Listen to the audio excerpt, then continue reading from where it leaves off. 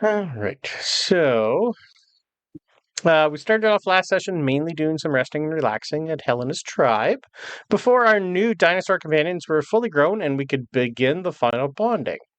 A few of us went to prep for our journey to the desert soon. Some stayed in the hatchery, and Kira went to gather supplies for a party.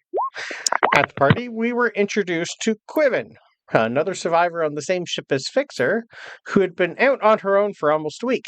She was quite dirty, fell off the wall with a nice thud, and she heard the party and wanted to join. And if not for Helena coming in quick, she probably was going to be food for some of the other raptors. She was an elf and found herself an otter that she named Henry Biscuit, who had on a small vest that she had found at some point during the week. So she was brought to the campfire and got to know everyone and what was going on. She offered to help with both her hunting skills and her map skills. So with a nod from everyone, she joined the tribe and had a restful sleep. Come morning, we all finalized the bond with our companions and started to outfit them with saddles and a few other things that were crafted. Kale, in particular, had a few extra things made for both of his. Her and hers took to the sky to learn how to fly and fight side by side. Fixer mostly kept to the shadows and just watched. Fiddix did Fiddix things, and Zion decided to go out hunting with his raptor alone. Again. He was then attacked by a massive snake, and with a quick bite, his raptor was down. So he raised his axe, raged, went to town.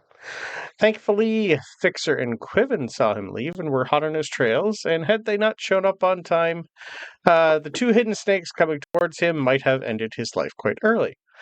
But with the clacking from Fixer and other noise all around them, they scattered. Zion then healed his raptor with a healing potion, and the other two helped to get both back to full health. Back at the camp, the others saw Fiddix doing some sort of weird, stupid ritual involving incense in a small hut that he had made out of dirt, which was a little more odder than usual for him, so you checked on him. He then was trying out a new spell that was slowly coming, and didn't know what it was, but it should be here now. And with a pop, a giant fly appeared on top of his hut, and Fiddix had his first familiar. Everyone else just shook their heads, and today we get to start our journey heading towards the desert on a fun artifact hunt. Nothing bad will go wrong. Nope, never. Everything's fine. Everything's perfect, you guys. Everything is awesome. It is fine. Effed up, insecure, neurotic, and emotional. It is fine. Yes, it's fine. All right. No, that is not a fox. So, we have been on this lovely island for, I believe, 9 days. In and around there. I think it's been 9. In between 8 and 10. I think it's 9. And we are finally heading towards this lovely desert on our map. So, is there anything you guys would like to do before we start to mobilize and head out?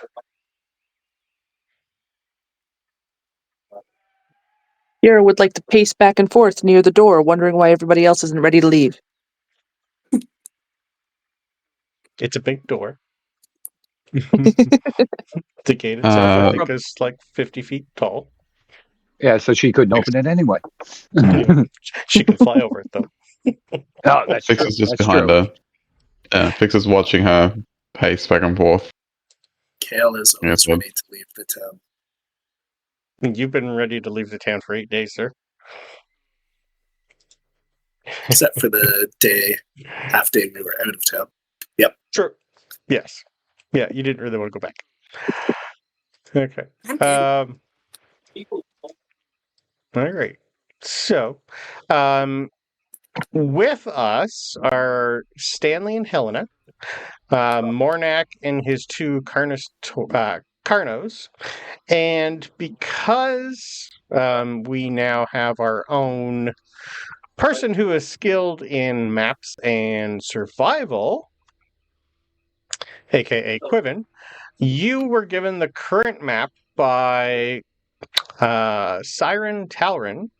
She's the head cartographer. Because you are able, you would have spent a little bit of time. It's not a big map. It's literally a hand-drawn map with 3 locations that she's going to tell you and a few like areas to stay away from. So there's going to be 3 areas that we can stop to because it's going to be a 3 to 4 day journey to get to the desert. And she has indicated where 3 pretty much like huts are for sleeping in. Most of them are going to be made out of wood and stone, but it should keep us safe from most things. Nothing of the big ones, but most things. They say they've been fairly like recently built, like within the last 3 months, but they haven't gone back since they were built. They're just more built for just in case they need to run somewhere and hide. Nice. So there's 3 of them. One's at the Redwoods, like right at the end of the Redwoods where we start to turn into the hill territory. There's one in the hills, and there's one right near the beginning of the desert. But yeah, other than that, that's really all the map says, other than there's a few other places that she's visited before, but why did I just lose all my notes? Okay. One sec, all my notes just decided to go away. It's that same person. She's in DM mode. No, I'm on the other computer. No, all my word pads just decided to close. Okay, notepad, I should say. So yeah, the notes themselves, the map itself, also has like a few locations. It's got where we landed. It's got a few extra spots that are in the Redwoods. It has a location on it where they got their first artifact from, in a cave, and she's mapped out a little bit of the swamp, but there's nothing with the mountain range or the volcano that she's bothered to scout. Most of the notations on there says too fucking dangerous, fuck no, fuck no, fuck no. Yeah. That's probably fair. Yes. Yeah. That's really all you have to work with. It doesn't really have anything much else on there. Yep. Okay. Yeah. So, but it does say it's going to be cramped because it's usually meant for like 4 people. So sleeping might be a little cramped. Oh, 3 of us are small anyways. True. Yeah. But they do say it might take a little bit to find because they are quite hidden. Yeah, I So found it's one got, like, before. It's fine. Yeah, general location. Perfect. So yes, we have lots of food, and we have a cleric to create water, and I think someone else can create water. I can't remember. Maybe it was Fixer. Fixer? Me. Yes, Yeah. me. You can, yeah. Yes, you. Perfect. All right, so we should be good that way, but you never know. Okay. So, as we are all brought to the main gate, we're going to get a send-off from the rest of the tribe. Most people know most of the tribe by now. For Fixer and Quiven, at some point, Fixer, you've now been there for 2 days. Quiven, this is your pretty much first day there. You would have also noticed at some point someone who's trying to keep away from you guys a little bit.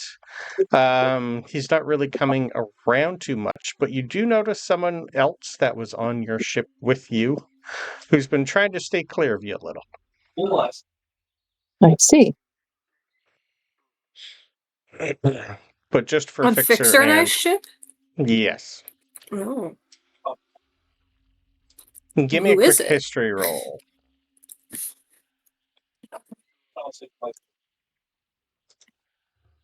No. Is this both of us rolling? Or Yes, please. I don't know who that man is. It's I highly barely knew who possible. Fixer was. with Just as with a true. 3, he looks at his friend. And he shrugs with all fucking limbs that he has. I shrug as well. I got an 8. I don't know. The rest of you do know old Fenric, though. He's the one who bought a few of you bought some trinkets off of back home before he left. You do know he's here. He ran the Driftwood Curios shop, but for some reason he's trying to stay away from the other two that were on the ship that he was on. I don't blame him. Probably not, no. The Driftwood something. Yep. Did I buy stuff there? I think one or two of you bought something from him. I can't remember exactly what.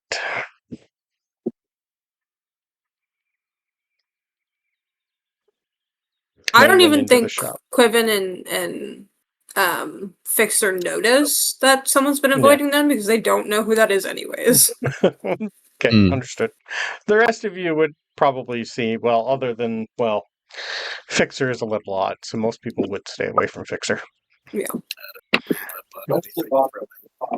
So, Yeah, I'd have to did open any up of the other notes. any of the other like did I notice? Fenric, Give me a perception roll, please, sir. Or what's your passive? passive is only 13. Then yeah, let me give me a roll. Most of the people 21. here have been ignoring all of you because you're not human. 21, yeah, 21. definitely. You definitely notice the only other person that you know here is definitely staying away from the other two for some reason. So what I would do is everybody else will notice me go, Fenric! And I start lumbering towards him. How you doing? Long time no see. Yes. I never did get your name, but hello.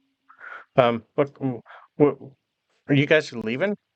Is that what you guys are doing? Are you sure?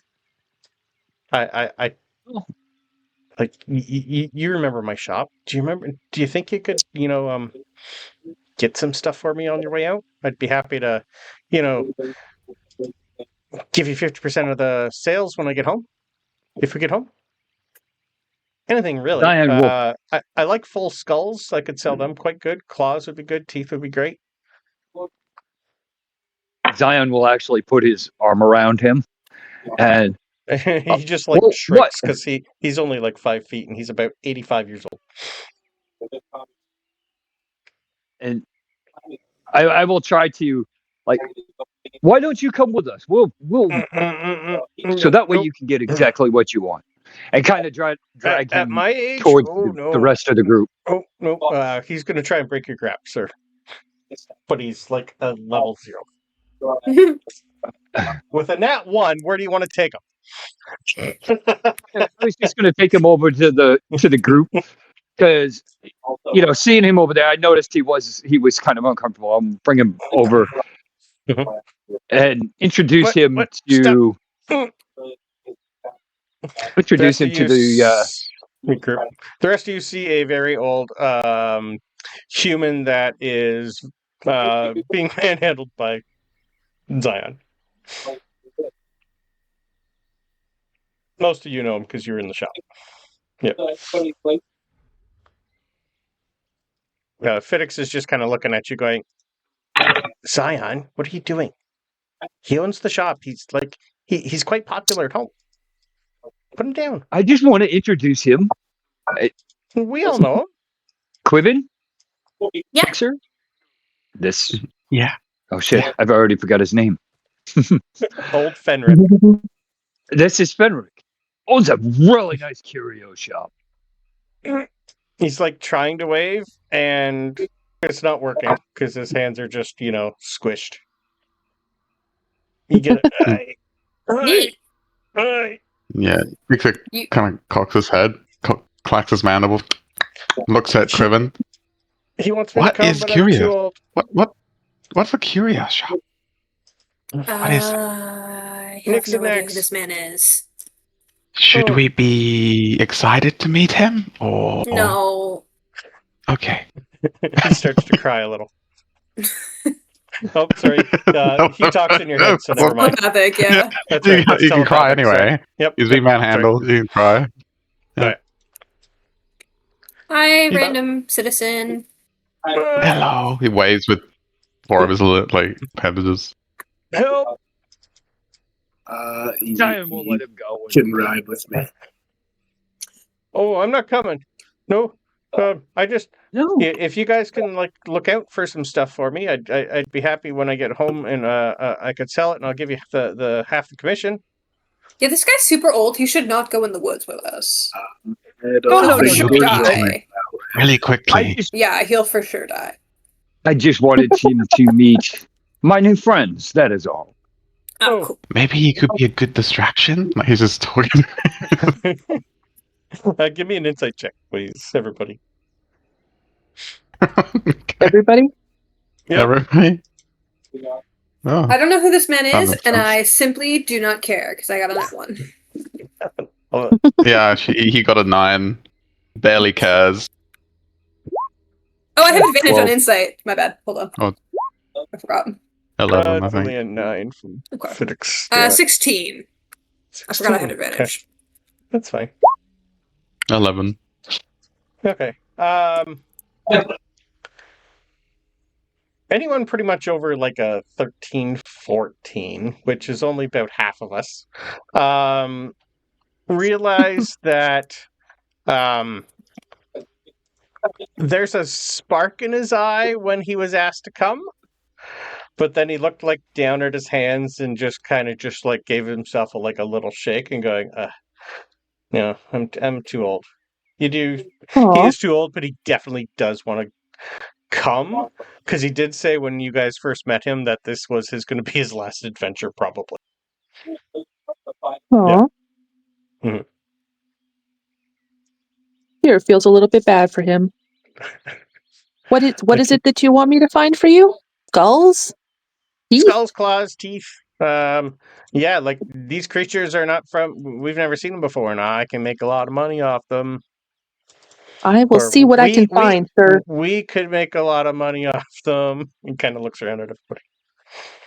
They don't have money here, which is weird and odd, and I don't know what to do. I didn't really bring a lot, and most of it's destroyed on the ship. I'll see what I can find.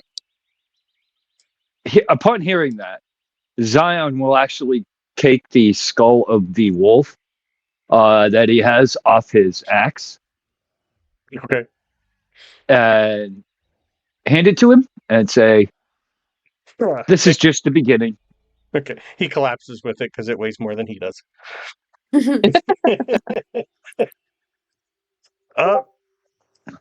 Nope. Old man down. Help. Thank you. Help. I'll get it. Oh, there I'm he good. goes. He's broken. Mm. He's Yeah. already broken. Someone I roll. can fix him. No, roll it. he's okay. Don't waste it. We're leaving anyways. We're gonna need that. It's fine. I can do It'll something buff. with this. Thank you. Good luck. And he's I just try to pull it kinda off him, but I don't do any good. Yeah, it doesn't take much. Look, he's skin and bone. He's only got one eye too, so he's really looking around a lot. Yeah. But the rest of them just kind of look at you guys and go, "Are we ready?" Helena's just shaking her head at you completely. Double thumbs up from Fixer. Right. Well, everyone, the tribe pretty much just come over, pick them up, dust them off, and go, "We'll take care of them as always." But yeah, the other 1, 2, 4, 6, 13 people here, all wish you well. The Veshka, the person who you really haven't seen much, she's always been cloaked and she hides more than Fixer does. Starts coming out. They call her like a spirit guide. She starts speaking in some sort of weird language, and Helena just pretty much tells you this is, I think, I don't know. And at this point, Mornak's just going to tap his head to Charlotte, because you're the only one I think who's talked to him in his head so far. Yep. So I create the mind link with him. She's shaman. She's giving us her blessing. That's so kind of her. And I'll speak to her in her head and be like, thank you. We accept. You get a tiny little moment of... Give me an insight check. Oh, gosh. Stay there. Insight. Yeah.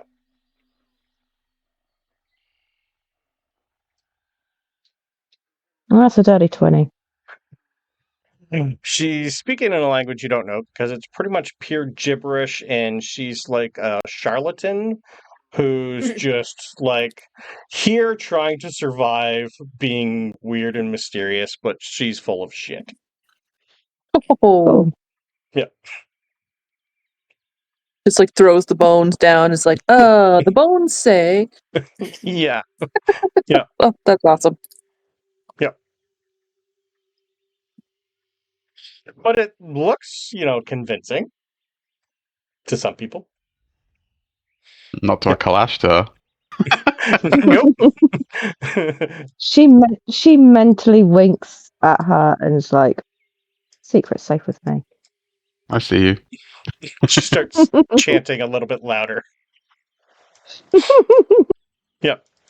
Just laughs. But eventually, it's still technically a language you really don't know, but it's like garbled. Maybe she's learned some ancient Sumerian or Arabic at some point, so there's maybe one or two words correct, but you don't know that language anyway. So, but yeah, like she'd pretty much look. It should be like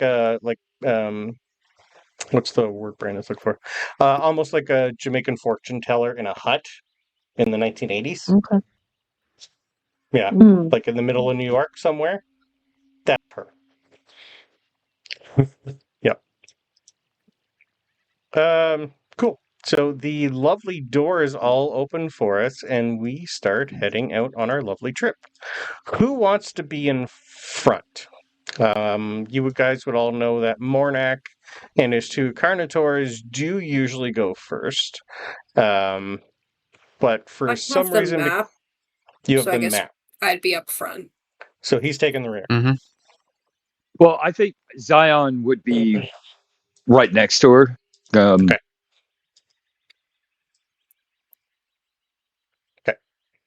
Is that a bunny?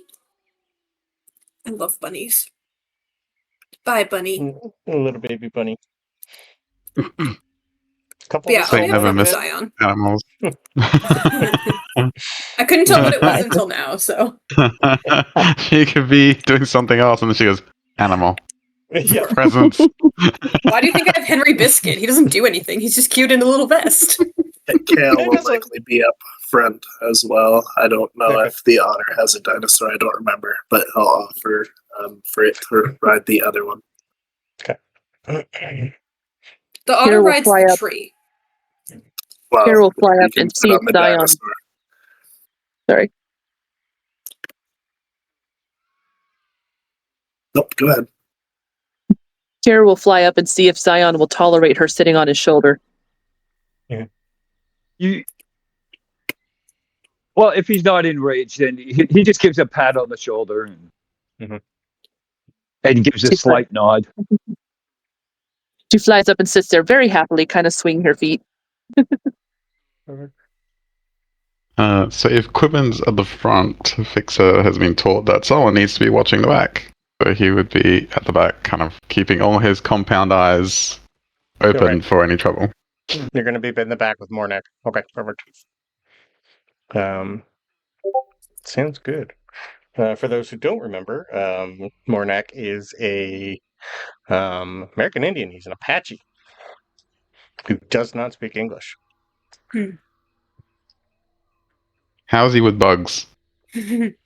Um, He's got 2 Carnotaurs, so he looks like he's quite weathered.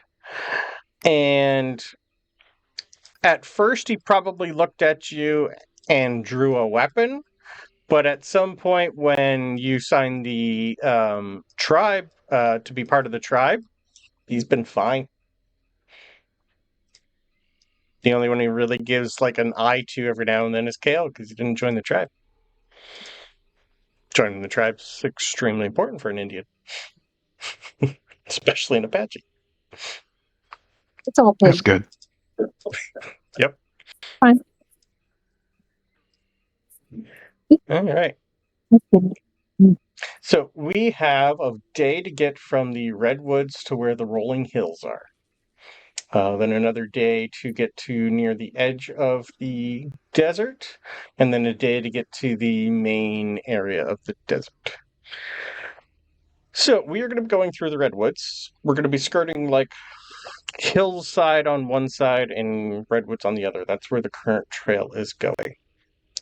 So with you 2 in the lead for Zion and Quiven, you guys would also know at some point Fiddix has made his... He rode his giant fly for a bit and then got on the ground, and he's been pretty much just running and walking along beside everybody. And he's dismissed his familiar for now. Just because he really doesn't know what to do. So I want either survival or perception rolls from you guys, please, for our very first day of travel. Survival or perception? Yeah, whatever you think would be best for what you're currently doing. I'd also take a tools check for maps if you have cartographer's tools. Yeah, I do, yeah. Okay, I'm good with that. I think I'll do that, yeah. Okay. Okay, yeah. Okay.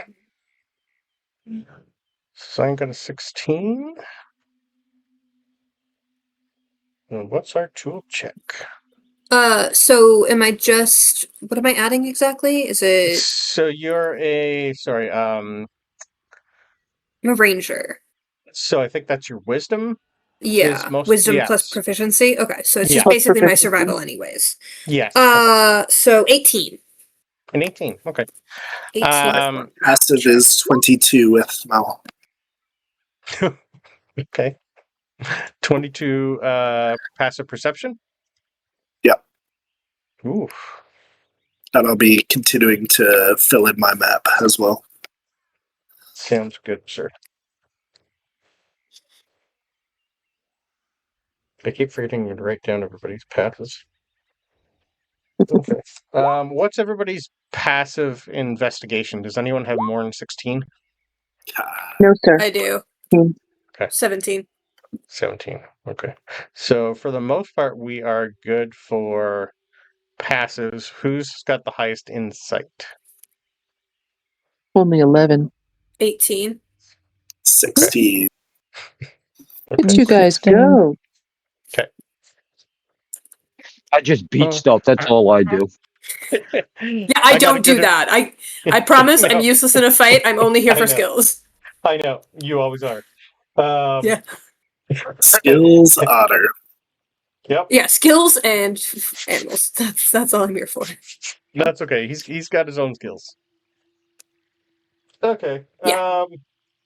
I won't need to do much rolling, except for if I need to do stealth stuff. Okay. So, over the course of our lovely journey on the first day, we will notice along the entire redwoods, it's quite active. But because we are in a group that has a lot of some carnivore dinosaurs, some herbivores, like we currently have the 2 carnivores, Stanley, our 2 Dodix, I think they're the biggest, and a raptor. So we have a lot of teeth with us and a lot of people, so you're definitely going to see signs of things like they smell us, start running towards us, see the size of us, and then fuck off.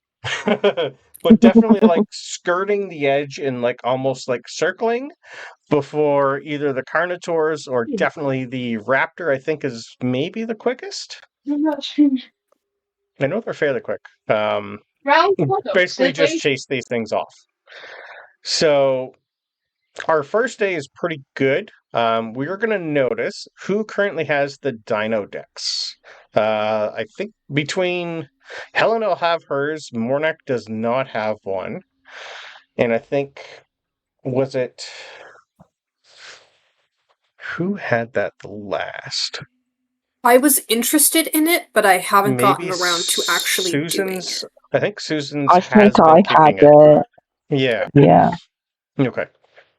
So between the two of you, she knows what it is, but she pretty much keeps hers to herself. So I would like you to give me a just with the perceptions of everything and everybody going through, you're going to notice about 4 or 5 different types of creatures, and not all of them are scaly. A lot of them are furry in the forest itself. So using the Dino Dex with the help of Helena, you guys will be introduced to a few different new species that you haven't seen before that keep to the redwoods. Primarily, you're going to see what she calls a tickle chicken, but the actual proper name is a Therizinosaurus. So I like tickle chicken. I know. It's a very, very tall dinosaur. It's if you've seen, it's in one of the Jurassic Worlds, one of the last one, not the new Rebirth. It's in the other one before. It has, instead of fingers, it has massive long claws, and it's pretty much a oversized velociraptor covered in feathers with knives for fingers. But it's a Sweet. herbivore. Oh yeah, I Pretty remember that one. Of dinosaurs. Yeah, but it does have the Dino Dex will tell you that it is one of the most dangerous creatures on here. It has the ability to slice like T-Rexes in half quite easily. They are good for, they pretty much harvest plants and shrubs with them. They don't do much to trees, but they love to pretty much just slice and start chewing on shit. So they definitely like berries and more things. They're mostly passive unless you get within 10 to 15 feet, then they become aggressive. And usually no one survives. Let's not go near that one. So I They're can't pet it? They're definitely on her list of things to eventually try and figure out how to tame. Yeah. I'll give you the spelling if you want to take a look at a picture, because I didn't do pictures for a lot of these, because that's what Google is for. I'll stick them in our channel. Dinosaur pictures. Yeah, Therizinosaurus. The other fun one that we are going to be introduced to is called a Thylactyleo. She calls a bear cat. So this thing itself is we're going to notice it. She's actually, as soon as we see it, she's going to tell us to like start skirting away from the redwoods, because this thing likes to climb trees and pounce from the top of the tree on your back, stun you, and then rip your head off. That's what they It's do. a drop bear. It's a drop bear. Yes. So the Thylactyleo, they are like the size of a horse, but they're a cat. So I can't pet it? She says no, they're the type that if you got close to them, they automatically attack. You have to pretty much like tranquilize the shit out of them to knock them out. Trying to even take any of the dinosaurs in there would be stupid. Their jaw strength will crush a Triceratops's bone skull in half. They're quite big. They don't weigh a lot, but They're definitely furry, but they like the redwoods for some stupid reason. She also says in the dino decks we might see them in the desert, so we need to be careful of them. They do hang around in the palm trees from time to time. I would like And- to ask, would flying overhead occasionally help to find them before they get the jump on us? They blend in with the redwoods themselves. They're almost like the same color of the bark. Oh, Yeah. They're the main two. Day one, though, with our lovely passives as we move along, thankfully, nothing's bothering us because we do have a lot of us versus them. With your passives, and I rolled earlier, nothing bothers us day one. The only thing we will start to see as we slowly get past the redwoods, we're going to be noticing attached to a lot of the redwoods are massive beehives, the size of like a horse, that's just dripping full of honey. About 20 to 30 of them.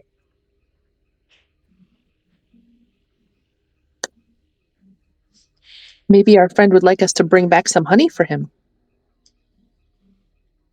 Is that what he sells at his shop? Or because he was asking for bones and teeth? Yeah, he sells all kinds of stuff. I mean, weird island honey. If he's looking for stuff that's exclusive to here, I can't. Probably, right? I can give you Do you think a that's reminder of what he sold at his shop if you like. It's only been a week. He had barnacle encrusted dice, coral shard amulet, a fossilized fish scale, some sort of ghostly compass, something he called a dried kraken tentacle. He had some, seafarer's knot rope. He had the shield of expression. He had a cantrip tattoo. I think nobody had enough money at the time for them, though. You had a miniature ship in a bottle, a mystery box that you didn't know what was inside, the bottle of Everglow that lights up, and 2 message in a bottles. So he had quite a few weird stuff. So that's what he kind of looks like. It's just basically a curio shop. Some things magical, some things not.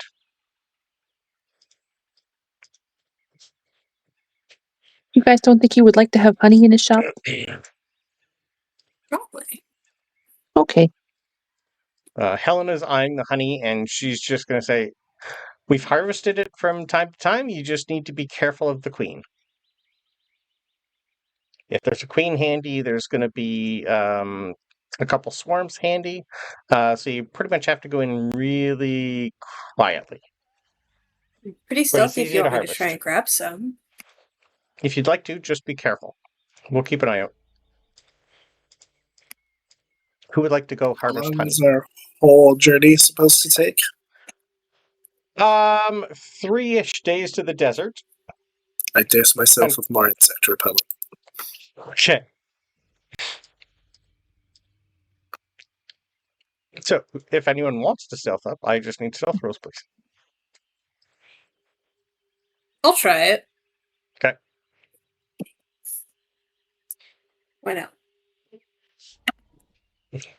It's not great. It's not great. 16.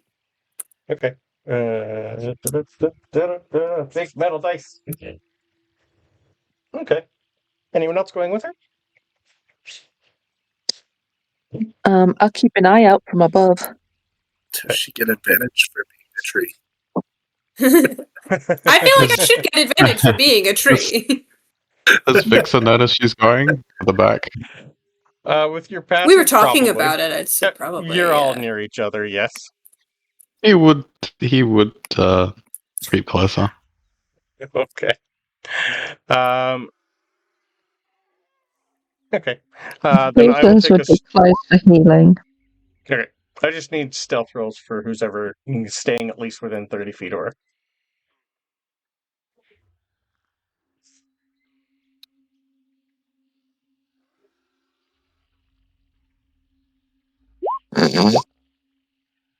Okay. Those are good rolls. Perfect. Um, D20. okay. So Suzans and Kira. Pretty good. Okay. So all right. So our dirty 20. Perfect. So okay. And passives are base. All right. So as you get up to the hive itself, the first one anyway, you are extremely cautious with your 16. The hive is taller than you and about as wide as Khaal. You do see about 15 to 16 head-sized honeybees buzzing around it, but they don't seem to be bothered by you. Yay! I mean, because I rolled a 17, but they have a -2 wisdom, which makes it a 15. Yay! Kira's just like, careful! There's bees over there! So the honey itself is just like gushing out of this thing. So you have a couple options. Try to take the hive and cut it off, which is going to be quite heavy, and that might anger them. Or just try and harvest what's on the tree and just running out of it.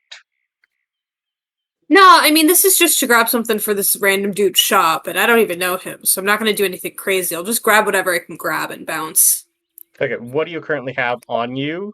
Are you taking honey or honeycomb? Or are you going to try and capture a bee?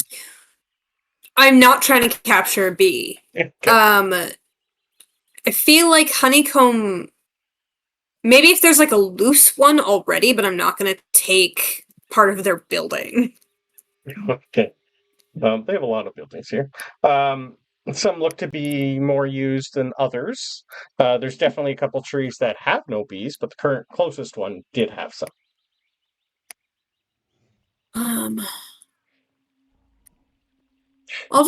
We were talking about the honey itself. I'll just try to swipe some honey and get out of there. Nothing crazy. Okay. I don't want to disturb their habitat too much. Do you have anything on you to pick any up with? Or are you just going to use your hands and nice and sticky? I have a mess kit. Okay, that's close enough. Yeah. Yeah. Okay. Do you currently have your otter with you? Always. Okay. Do you think he'd try and jump in and eat some? He's an otter, so they're quite playful. Otters don't eat honey. We're set then. He'd probably want the bee, but... I googled it real quick. They don't eat honey. Okay. All right. I like how she made it sound like she has an authority on it. They don't eat honey, says Google. Don't eat honey. Says Google. He likes fish. And only fish. Google's contribution to D&D. Pictures of dinosaurs and do otters eat honey? Yeah. Yep. Look, my search history for D&D is crazy, okay? Yeah. The weird things you Google and search for when you DM is ridiculously weird. Like, especially when I was creating the butterfly field domain of delight for our game, just creating the images, the descriptions alone were just terrible. Okay. Just hope the RMP doesn't get a search warrant kind of strange.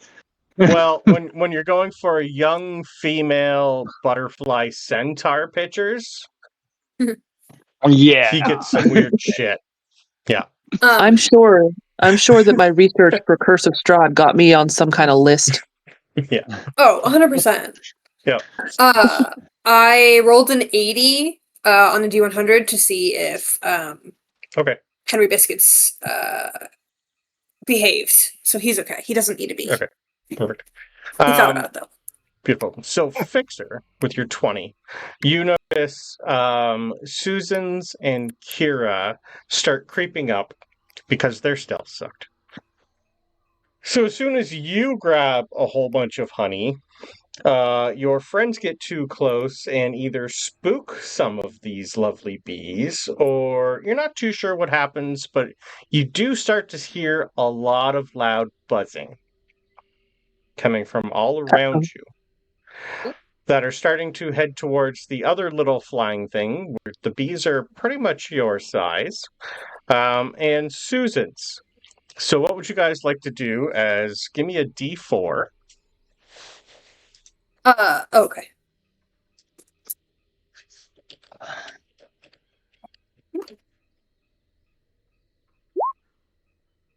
Three swarms of bees come at you. Have an idea. Okay. Can I? Yep. I'm gonna take my tinderbox. Okay. And I'm real quick just going to strike a match essentially. Okay. And I'm going to try and real speedy wherever the bees are annoyed, just kind of do a loop with the smoke. Okay. Again, according to Google, apparently releasing smoke near a beehive confuses their angry senses, and they don't know where to be angry at. Does beekeepers use it all the time? Beekeepers use the smoke, yeah. Sure does. And as a ranger, I feel like I would know that. Beautiful. Thanks, Google. Then, thanks, Google. First, give me an animal handling. Absolutely. Can Fixer help her with that by just being his bug self? Yep. And channeling good vibes? Okay. Technically, Nice. Karen and Susan, you're technically also in combat because you got too close. Thanks to Fixer, that is a natural 20 for a 24 or 25. Hey, good bug vibes. Kira and Susan's, never mind. With a quick thinking, so we're gonna say you pick up at least 6 pieces of honeycomb and probably about a pound worth of honey. Okay, I don't want to take any honeycomb that it'll be on the ground. There's lots. Okay, cool. All right, that's there's 20. Yep. This thing is with everything that with the mutations and everything that happens in this place, this thing just regenerates over and over, so it's pretty much always fresh. It's never going to run out. This is what they do for a living. Okay. Thankfully, I did not roll well for the queen to see you because she's the size of Fixer. Oh, yay! Oh no. And she would have brought at least 5 or 6 swarms with her. So your nat 20 animal handling with the lovely Fixer just smoking shit psionic makes them docile again, and they go back to pollinating their hive. I just whisper a sorry and then bounce out of the way.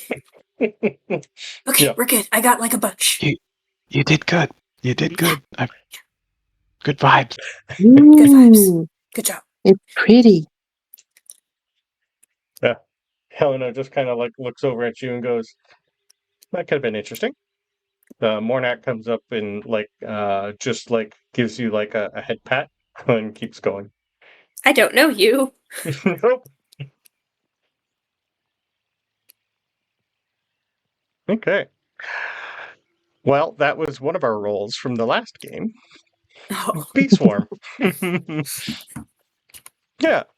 That was one of our lovely travel events that could have went wrong. But didn't. So, along the way, we are eventually going to start going from the Redwoods into the beginning of the Rolling Hills. With your passives, you will notice along the way that because we're in a group and all that, we probably miss 15 or 16 combats that might have been different had we not brought who we brought. there's a variety of different things that start charging us every now and then. Mostly serpents. Occasionally, something that looks like a horse-sized dodo starts running at us. They're called terror birds. They I are know what those highly are. aggressive. Yeah, but they are chased off pretty much by the Carnos and just like loud growling. As soon as most things see us as a group, we're good. You will also notice, because we have a good passive perception of a 22 from Khaal, you would have probably caught a lot of them before anyone else, and saved pretty much a lot of more fighting along the way. I just want one more map check for the two of you who's doing our trail. Zion only instigates stuff when he's alone, Belv. Not in a group. Nope. Okay. Yeah, Belv. It's great. Well, I Nighttime's coming figured he had soon. to go hunting. Nighttime's coming soon, so there'll be plenty of time for him to do something stupid. 19 map check. Okay, that keeps you on the path pretty good. So eventually we are going to find ourselves... I don't need this map anymore. I'll keep it there just in case, because we are still technically in the forest. So we start to slowly move from the redwoods to the rolling hills. It's starting to get dark, and over the course of the day, we haven't actually seen any of the loot drops that we have seen. There's a lot in the distance, but nothing near us, which for over the last week or so that we've been here, usually when we do something, we get an event, but today, nothing near us has spawned. Because we haven't done anything. We haven't done anything. It's possible. Scared them all away. There have been a few events that we didn't do anything for, that we had to survive and stuff, but so far, fairly easy day. When we finally hit our hut, this one's more of a hut. It's mostly made out of wood. It is only one story. This is going to be like a 15 by 15 hut with like a little thatched roof that's mostly wood with a little bit of thatch. Doesn't look like there's anywhere other than like a hitching post for the dinosaurs. But as we go in, what would you guys like to do as night slowly hits? You've had a... Okay. I sneak my dinosaur in with me so she can sleep with me. Yeah. You're just, I'm not that's hitching her to a post. Yeah. So is there anyone who doesn't want to go in? Like, inside is like a very old workbench. There's the remains of like a fireplace with a cooking pot, so there is a place to cook. There is a little bit of wood outside that's already stacked up. There looks to be two old hide sleeping bags that are there. That's really about it in this place. This is just a place to stay overnight. I think Zion would actually stay outside. Let everybody else get the rest inside. Yeah, I think Suzans will sit outside. And 3 for 3, Fix is just outside, so just standing there. We're gonna have a lot of room inside, guys. I'll go inside, but I'll stay near the door in case Fixer wants to talk to me. Okay. Oh, Fixer definitely does. He also may or may not be looking at Henry Biscuit to play with. He's just not sure how to play with him, but he wants to. You can see it. Pressed. He's staying outside with the bug repellent.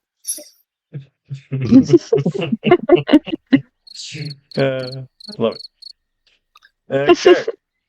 So the only ones staying inside are Helena, And Kira, Kira. Fiddix, and Quiven. Okay. Sure, And my- why not? And my dinosaur. And your dinosaur. Yeah. Okay. I'm staring at the dinosaur the way that Fixer is staring at Henry Biscuit. Like, I want to play with it, but I don't know how. Understood. Okay, perfect. All right. Well, Kira would yeah. Kira would totally let her play with the dinosaur if she wants to. Okay. You'll you'll notice pretty much like as soon as things get dark, like by the time 8 o'clock comes, even though there's no clocks here, Helena pretty much her and she like keeps Stanley outside. He always outside on guard. She doesn't do a lot of talking. It's just more it's taken her a lot to organize this entire thing, so she's dead tired. Same with Mornak, since there's so many people on watch for a change, he just curls up with his 2 Carnotaurs and falls asleep almost immediately. Well, he's staying outside too. He is staying outside. He doesn't go indoors. No. Nice. Even at the tribe, he doesn't have a actual house. He sleeps outdoors with his dinosaurs. Yeah. Carnos are big, though, so... Boss lady, just a quick question. I've seen a couple people with these little, like, things that tell you what kind of dinosaurs and stuff are around. The Dino Decks. Yeah. Would you like mine for the evening? Yeah. It's something I have made. It's, Oh.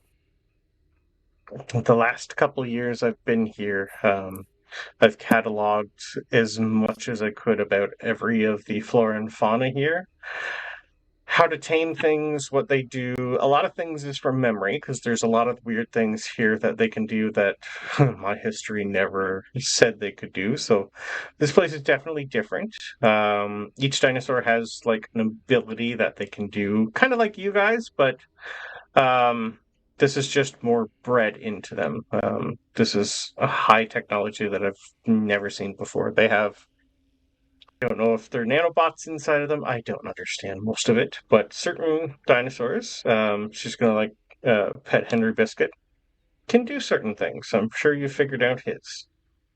Fixer sense the point where Quiven's brain just switched off, like around nano stuff. Yeah. This nano looks up something. Yeah. Oh, we're back at Henry Biscuit? Okay, I'm back. Okay. Yeah, he got distracted. He's like, "Are you okay, Quiven? Your mind just Huh? switched off. Static."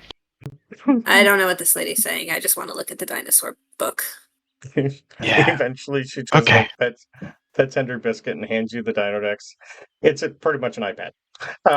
It's got like Okay, 6 or thanks. I'll be 7 super buttons on it. careful. And she just says, click there. It's alphabetized. Enjoy. It's got unlimited Yeah. battery. Fixer watches her do that, like scratch Henry Biscuit, then imitates her, but with like Yep. 2 forelimbs, like tries to scratch him as well. How that goes with the lumbering Bugman over him, I'm not sure. Give Hopefully me well. Arcana. Or a straight intelligence. Let's do straight intelligence roll for this one. For Just petting for Henry Fixer. Biscuit? Okay. It's a bug See if thing, he I can guess. understand how things see if he can figure out how things work with class. He'll be trying really hard, so he would have guidance himself. So one Okay, I'm second. good with that. He wants to succeed. Okay, that makes it a 10. Okay. That's enough not to hurt him. Yeah. Poke him in the cheek instead of the eye. Yeah. You cut off an ear instead of blinding him for no, life. Fixer, gentle hands. Yeah, it's like too many. It's not just gentle. It's like Maybe too many maybe hands. Just one Yeah. hand? Yeah. It's like he doesn't know which one to scratch Henry Biscuit with, making him uncomfortable. Mm-hmm. We'll work on it. Perfect. It's fine. And droop down in a sad kind of body language, and he kind of backs away. No, you're doing great. We're just gonna work on it tomorrow. Sad clicking.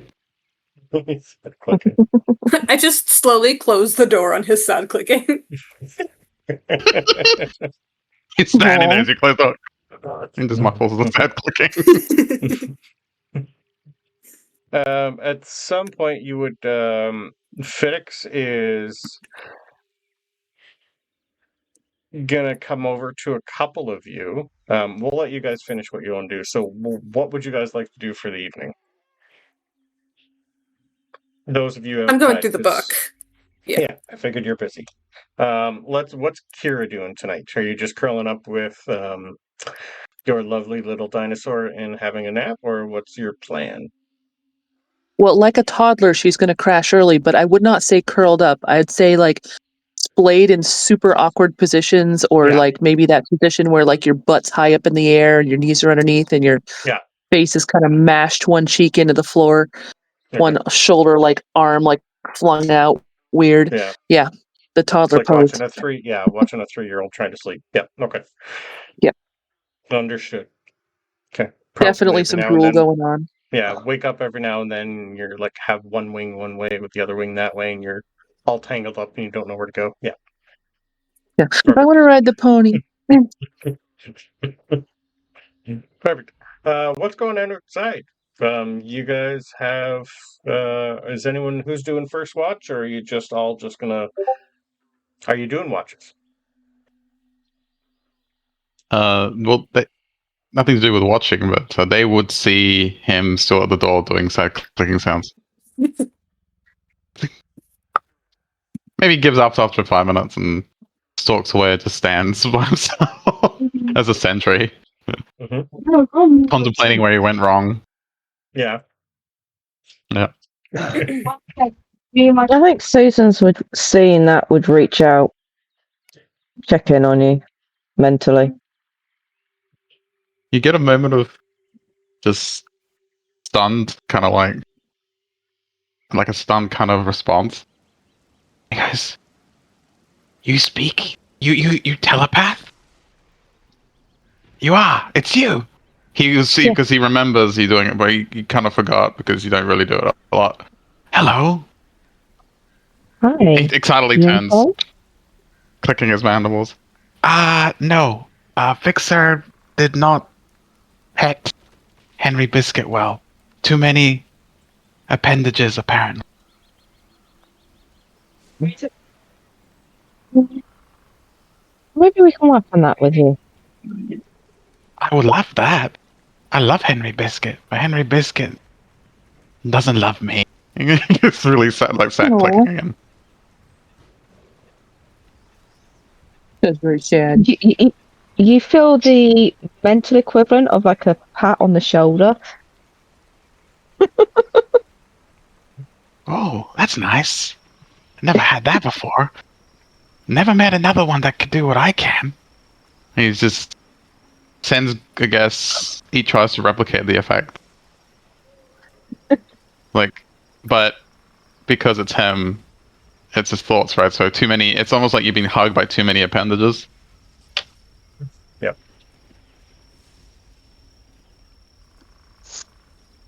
I think we can work on that. Oh, I would love some help. In fact, I could do it all night, but Henry Biscuit needs to sleep. I don't sleep. Maybe I train all night. Leave me. Retreat. No sleep? Okay. Nope. I do need sleep, unfortunately. Oh no. I'm sorry about I'm sorry about your design flaw. It's terrible. It is, isn't it? My condolences. Nah, it is what it is. That's awesome.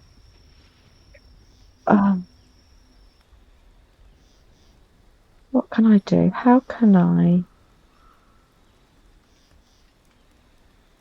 Can you For help the those bug that- man? For those outside, Yeah, I'm a storm trying to- has blown in and starting no. with thunder and lightning, and you're going to be wet if you're staying outside. Amazing. Yeah, he looks up with his compound eyes. Oh, The type of storm that crashing. is so intense that your dark vision, if you had it, is cut in half. It's heavily obscured.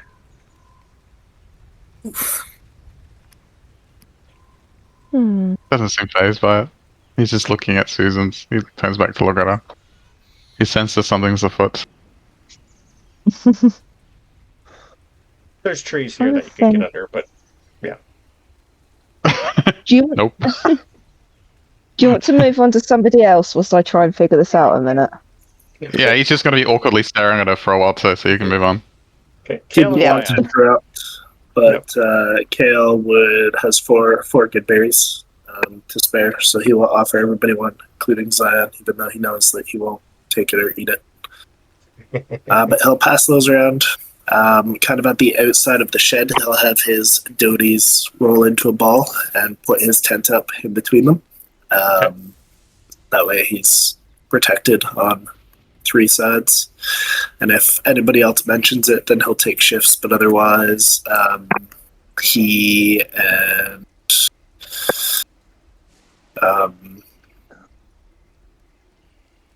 Aura and Pestle will just take watches in turn themselves. He'll probably take the second watch and whip up his mixes, refill his gourds and everything at that point in time. So if it's like storming and raining and nobody's really talking to him, then he'll head into his tent. Okay. If Suzans or Zion look uncomfortable, there's room for one more in there, so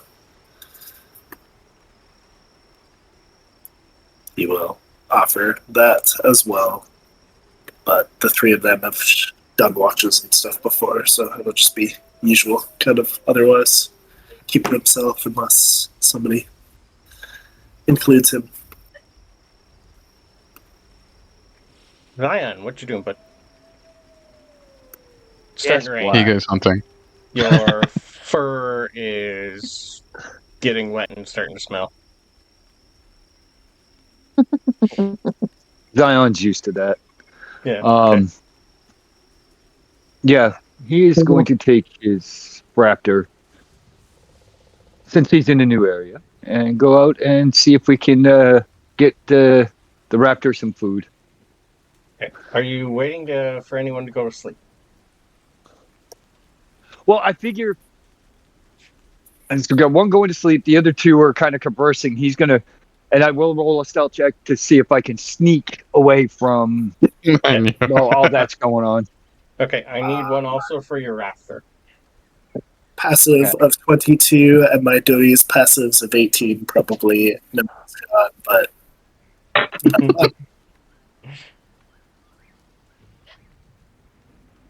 Most of us hear him leave. Yeah. Come on, die. No. My raptor is the noisiest of a... Almost everybody knows what he's doing. You're going to get an eye from Mornak, and he's just going to nod and give you like the good luck sign and go back to bed. Zion kind of gives him the thank you nod as he turns around, and he probably trips over like a root or some a rock or something he doesn't see. So all you hear is Zion go, "Oh!" on the ground. Yeah. And then his raptor, upon seeing this, squawks as loud as he could because it kind of spooked him. Right. Okay. I would like some lovely... So is anyone following him? That's, I think, the best thing I should ask first. Nope. Okay. Not at the moment. Fix acknowledged it, but he's still head cocked, staring awkwardly at Suzans. Okay, that's fine. Cool. Well, this will make little things interesting more for him. You're splitting the party? Well, Unheard of. no. So, at some point during the night, when Zion leaves, probably about 15 to 20 minutes into him leaving, right when you, Zion, finally think you hear something or see something or your raptor smells something in the air that might be good enough to eat, even though you guys brought lots of food with you that you could have just had him eat that. Stanley, the parasaur, is the first to notice something's wrong. And you've seen and hear him do kind of like echolocation. He pings, and like a small ripple goes out from him. And with your Dino Dex, you would have noticed you've seen parasaurs have an ability to sense danger in enemies that are near. He doesn't give a normal cry. This time, you just see him immediately drop to the ground and start to do a little whine. And the rest of you start to feel what you've probably have never had before is an earthquake. We're having an earthquake event. Ooh. So, during the storm, you can't see anything. It's really, really hard to hear. The ground just starts to heave hard and split apart. And fissures start to form all around us, cracks the lovely hut in half, and 10-foot wide, 10-foot deep, 10-foot, some are 20, some are 30-foot cracks start showing up everywhere. I need deck saves, please. If you are already sleeping by now, you're immediately prone and you're going to fail this. How? He just left. We're not sleeping yet. Okay, I'm good with that. Mornak is going to be prone. Helena's probably prone by now. What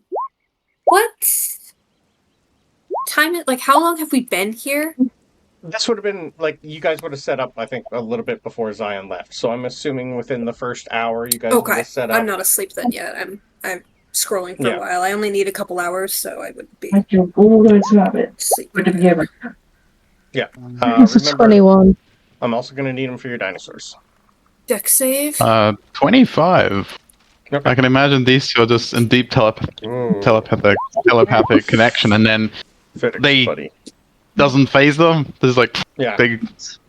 Okay. 19. I'm sorry. What kind of throw was it again? Deck save, Dex save. please.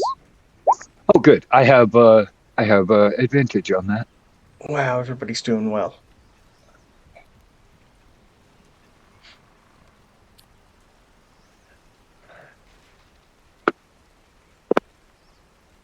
Oh, thank God I had advantage. Okay. The other one was a nat one. Okay. That one falls down a fissure. Yeah. Okay, so 15 and 2 for the two Dodix. Yeah, I think the stat block you posted was -2 for Dex. Could be, yeah. All right. So Actually, hold on. if you think you would be on the ground, you're going to fail this one. If you're not, that's what the deck save is for. So, Fiddix was sitting down. The last rep, we got a 16.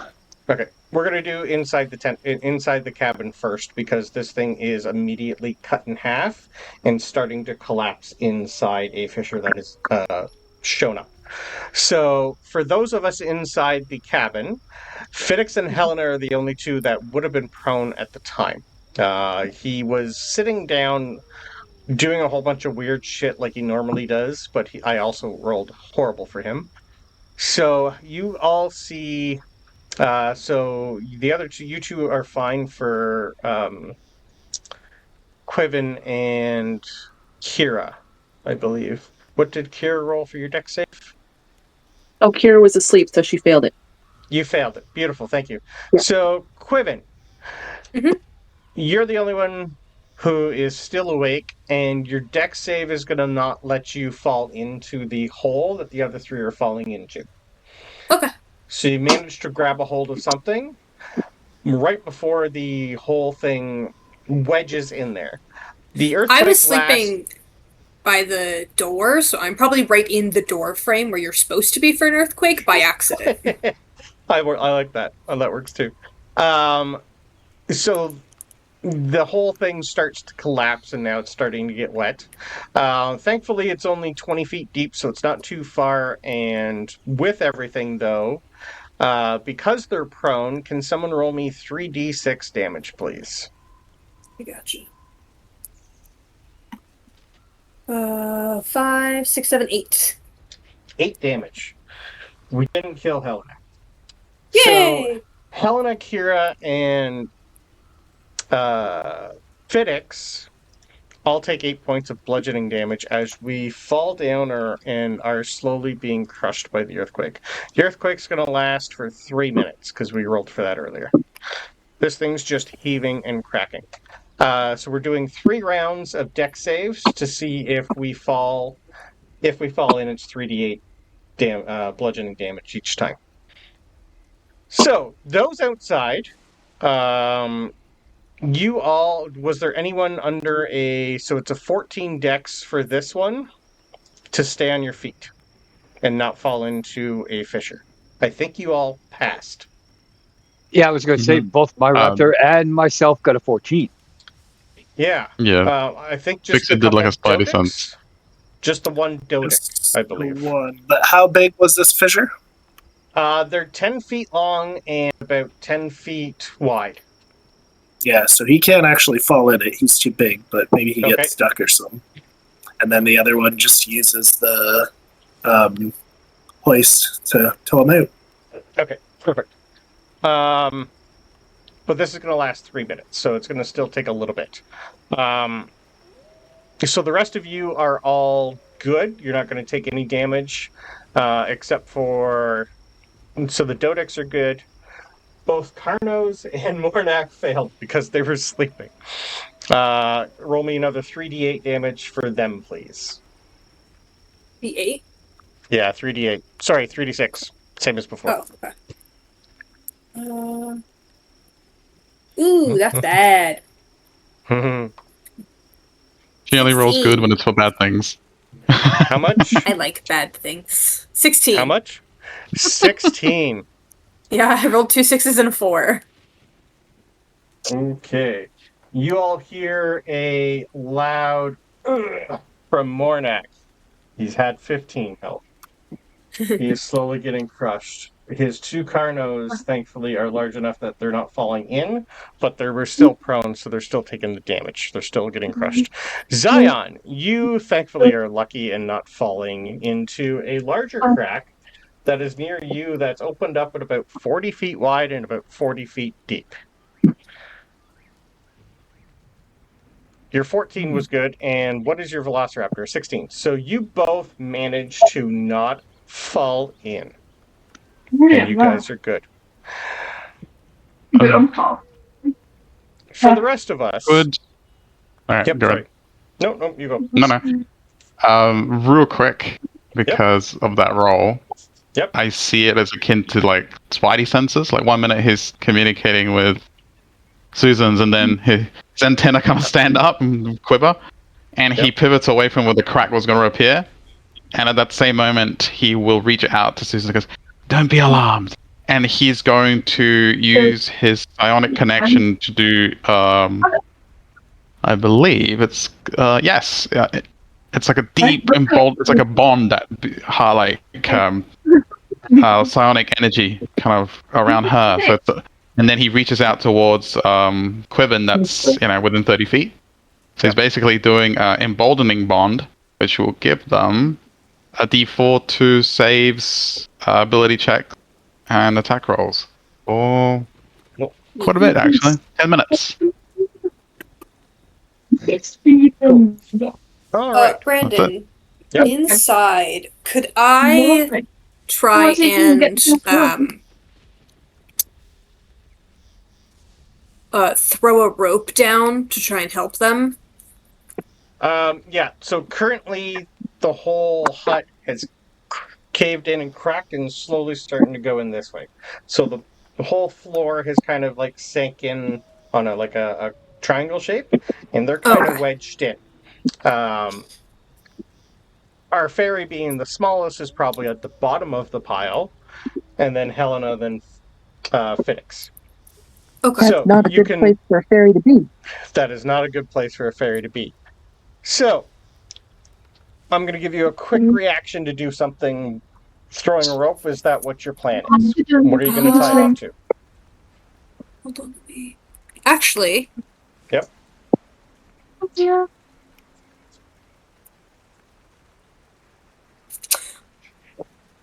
Do I think Mm-hmm. that this building weighs less than 500 pounds? It's stone. You would think it's Or at least the definitely section more. that's directly on top of them. Yes. That's less than 500? Probably, yeah. It's mostly thatch. Okay. It's getting wet, but yeah. I am going to use a spell Yep. called Bubble Lift. Ooh. I choose some gum. I blow a huge bubble around any solid, granular, or liquid object that weighs 500 pounds or less, causing it to float 4 feet off the ground, no matter the contents. Okay. I can also push it with an action. It only weighs 10 pounds for me while I have this up. Ooh. Yeah, so it automatically floats it 4 feet above them. Okay. Which should give them, I think, more time to get out. I'll give us advantage on our deck saves to pull ourselves out. Perfect. I will Cool. cast that. I knew that Or would come in handy at acrobatics, I some should say. point. Excellent. So we're gonna. Well, Sorry, go. Susan is going to reach out mentally. Anybody that's like she's getting a sense of unconsciousness from, she's going to spam spare the dying. Okay. Mornak is the currently only one dead. Yeah, she's just going to keep that mental connection, just keep pinging everybody, and anytime she feels somebody unconscious, spare the dying, spare the dying. Okay. What's the range on that? 60 And feet. do you have to see the person? Just says, because I looked at it. She's a creature within range. Sorry, 0 hit 30 points. feet. She's a creature within range, yeah. 30 feet within range. Yeah, Okay. doesn't say I have to see him. Okay. So anybody that she's Perfect. mentally touching that's not responding. Excellent. That'll help for the first round. Yeah. If he gets crushed again, though, that will hopefully not kill him. Don't worry. Okay. Perfect. So that's outside. Let's finish inside first. So that's going to give Kira, Helena, and Fiddix advantage. We're still prone, though, so we're half movement to get back up, and we only have 10 feet to climb back up. So Kira, you're going to be last. We'll do Fiddix first. So Fiddix is going to do something that he's not too sure is going to work, but he's casting Jump on himself.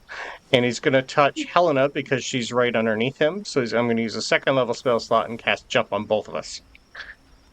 I don't know if I can help because I can't really see with him right now inside because there's a bunch of shit on top of us. So I'm going to give Helena and him, with your help, he should be able to get out easy because I can jump 30 feet with the jump spell. Yeah. So I want you and Fiddix to give straight deck saves to see if we can help pull Helena up because she won't know what he just put on her. Me? Okay. Yeah, we'll both roll save. with advantage for a deck save. Yes, Okay. please. Got it. To see if we can pull her up in time. That's not awful. 18. Okay, I got a 19. So between the two of us, we can get Helena off Kira. Okay. Perfect. Kira, you finally feel at least 130 pounds of people finally not crushing you. Could I quickly have a deck save from you with advantage? I am assuming that my wings are fairly crushed. A little bit. That's why you're getting the deck save. Yeah. Mhm. So I could just do the deck save. I wonder if I might be able to cast Pillar of Force. It's highly possible, yeah. You're going to have to tell me that one. And Joys of using instead spells of, from all the books. I don't know all of them. We're learning a lot of new shit. it's a stretch, but perhaps I could, instead of having the pillar of stone go towards another creature and push them 10 feet away You from wanna me, shove perhaps yourself maybe I up? could just like ride it up. Yeah. Yeah, You But drive don't up. weigh any. Gonna like You don't weigh anything. I am okay with that. Just what's your passive perception? my passive perception is not great. It's an 11. Okay, that's enough to know where up is. And Okay. you're not going to shove yourself into something bad. Yeah. So the weight comes off me, and I stomp my foot like a toddler, not getting candy in a grocery line. Yeah. And when I stomp my foot, stone comes shooting up into the air, and I try to, with my dancer's balance and my contortionist balance, I try to ride up the pillar of stone as it lifts up 10 feet in the air. Okay, which is going to be accelerated a little because of Saint's spell. with the bubble. Perfect. Just give me a quick acrobatics roll to see if you could land perfectly, please. Everything's still heating. 13? 13's 13? enough with the definitely help with everybody. Yeah. Okay, for the moment, we are good inside. Outside. Zion, you are still good. The rest of you did a spare the dying on Mornak, so that'll work. I seen a strength check from Khaal. What one was that one for, please? Nothing. I'm just trying to make a character sheet for the Dodes. Oh, for the Dodex? Okay. Yep. Perfect. All I have is that image. Sounds good. So those two are good then, because they're big enough not to fall in. They're definitely spooked. The only problem you guys currently have is Mornak. What would you guys like to do? Because we are about to do another round of deck saves to see how well we still stay on our feet while the earthquake keeps going. Yes. Fixer, because he's bonded to Suzans. Yep. And through the bond, he can currently tell Quiven's not dead, and seems to be more than fine actually with her bubblegum. You just hear a pop from inside every so often. Yeah, he knows what that means. He questions. He's like, "Who's hurt? Who's dying?" He tries to sense out, but if she knows, because she's sending out those, he can sense she's sending out those pulses. Where is he? Would she be able to, like, from the pulses, because she has like a range, right? You can Would she be able to, like? Oh yeah, his Carnos are trying to help him, but yeah. Can he see it? Yeah, you'd know where his Carnotors are. Without a verbal command, they really don't know how to help him, but you know exactly where he is. Yeah, he's only on the side of he's like maybe 25 feet from you. Okay. But there's an open fissure there, and the ground is still heaving. So it's going to be difficult terrain to get to him. Right. It's a good thing he's a bug man. Yep. He is going to turn to Suzans. I'll be right back. In the most casual tone ever in her mind. And he's going to dash towards the poor defenseless creature that's been crushed, or the fisher. Fiddix. And he's going to try and help him. He's going to try and pick him up. Okay. Thankfully, sure. Give me a strength check with advantage because the Carnotors are going to help you. Okay. I'll take every advantage he can get for that. Yeah. I rolled a 20 for them. Nothing. Okay. And that is then the D4 from my bonds. Oh, come on, man. I gotta roll more than a 1 today. It's a 12. Okay. That's enough to be able to help the Carnotaur.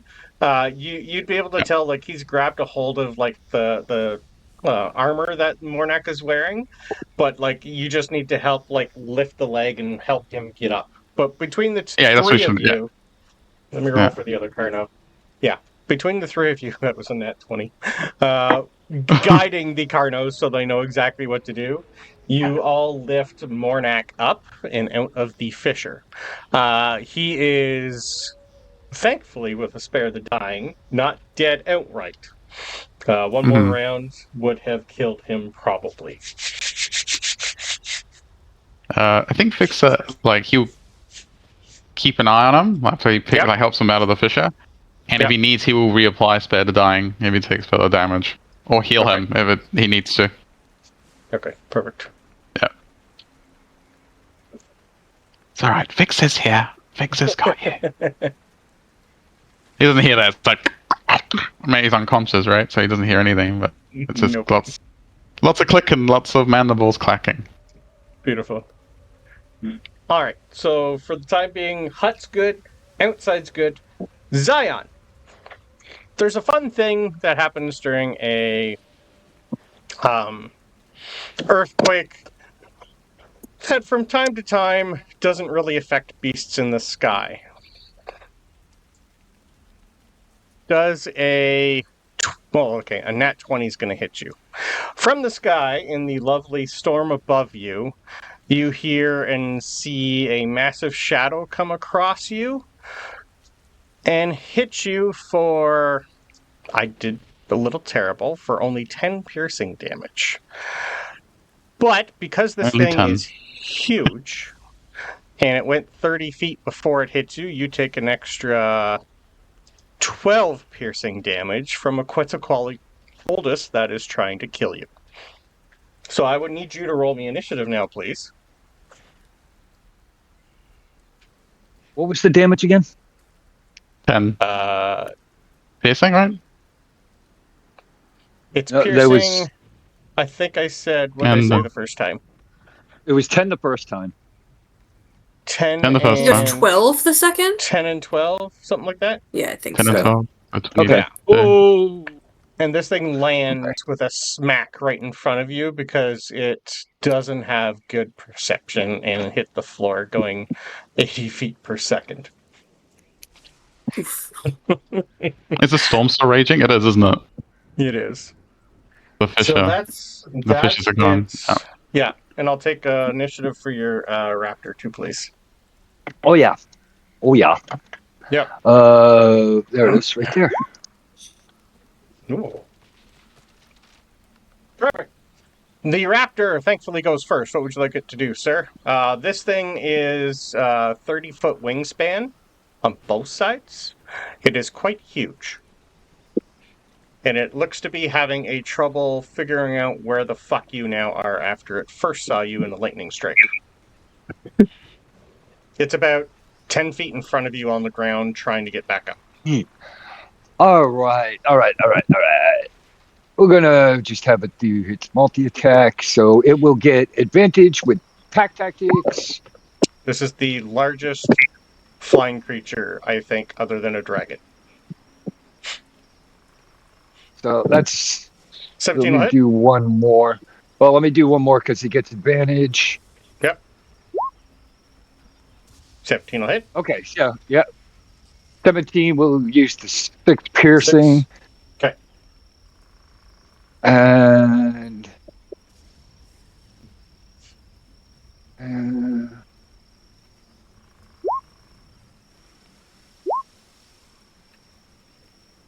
Those 7 were and a... nits. Well, actually, yeah, it would be a 10. Still miss. Okay. Still misses. All right. Yeah. Yeah, that's all he can do. Okay. It's this thing. And he's actually gonna let out a big, Yeah. you know, like you see in the Jurassic Park, that Mm-hmm. Big roar. trying to warn everybody that that this thing just landed. Okay. 15 minutes away from everyone in the middle of a storm. Khaal, maybe you heard something in the distance with your passive, but it's hard to tell. There's a lot going on. It's an earthquake. Passive only counts if I can smell them. Otherwise, it's Never mind then. 17, and then half the vision. Yeah. Definitely no. Perfect. Okay. Well, he's good. Thankfully, because we are still in the middle of an earthquake, he gets a dex save at disadvantage to try and get the hell up from being prone. Oddly enough, with a +1, I rolled a 19 and then another 19. So it's a dirty 20 for this thing to get back up. Thankfully, how far away did I say it was from you? 10 feet? Oh crap! I think so. Yeah. I think so. A disadvantage on the ground. It only has 10 feet of movement speed, which is 5, which is enough.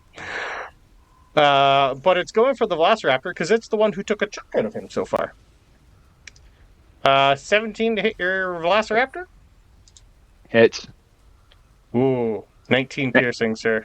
That was max. And there goes. And the Yeah. Velociraptor is down already. Sorry, your go. Did you take the good berry I gave you? No. Nope. Almost max. The good berries in the fissure. Yeah, the bite's 3d6 plus 2, and I rolled 19. Oh well. Oh, 3d6. We're gonna bonus Right. action rage. Okay. Hold on, let me get to the right spot. There it is. Yep. Whoops. Boom. This thing's Activate a relative rage. of the Pteranodon, just bigger. And Yeah. what we're gonna use the great axe and swing at him. Probably a good idea. I'm gonna start rolling real dice. This is getting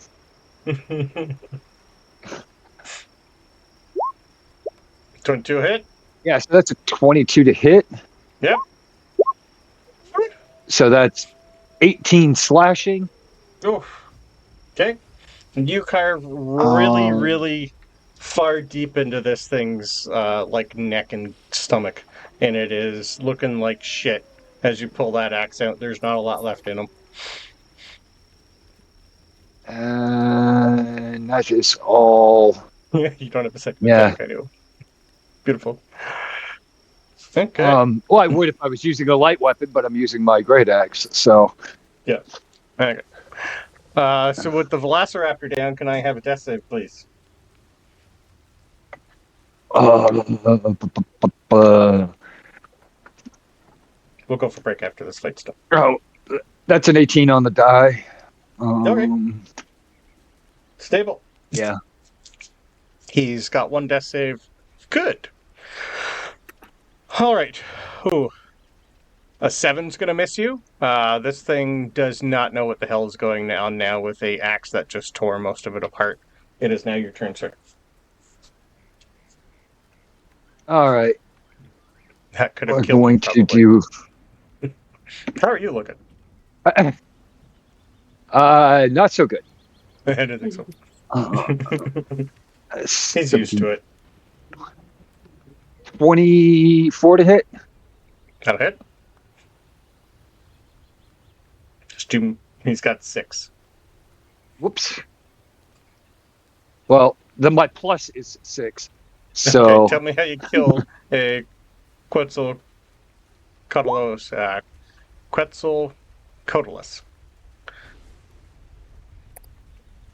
yeah, I think I just take the axe, swing down, and again, head gone. Okay. And what he's going to do is actually he's going to. How big is the head of this thing? Would you say? I put Would a it picture fit in my Discord. backpack? No, the head Okay. is about as big as you are. Gotcha. Yeah. Well, I'm still going to pick it up and bring it back to camp. Okay, you're gonna cut it off and bring it with you. Okay. Yeah. But first, I am going to give a healing potion to my Okay. Velociraptor, which will be my last healing potion. Okay. Because I want him up, and I don't have any healing. Perfect. Where is it? What is a regular healing potion? 2d4 It's a plus 1d 2d4 2d4 plus 2. Yep. So 6, 10. No, he's back at 4. 2. Okay. Okay. So once again, your Velociraptor, after biting something, goes down, comes back up, and just starts eating this creature that you both killed together. Perfect. After a bit of time, the earthquake finally subsides. And oddly enough, as soon as the earthquake subsides, the storm ends immediately. and we're back to just nighttime. When everything else stops, you will all notice from the remains of all the fissures that opened up, giant mushrooms start to appear. Bioluminescent, probably the size of a horse. About 10 to 15 per. So where there was a fissure is now just full of massive mushrooms. Especially inside the house Kinda- is more mushroom than house now. In the hut. Kind of like the ones from Avatar, the movie. Somewhat. What do you guys want me to do with the building?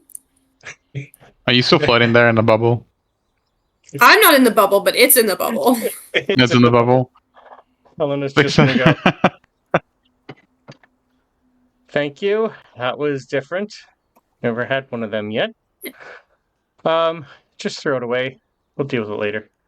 I'll someone rebuild it. It's like, okay. Oh, we need to Okay, leave. I throw understand. the house away. Okay, everybody out. Yeah, I'll throw the house away. Okay. Everybody out. We'll just collapse it.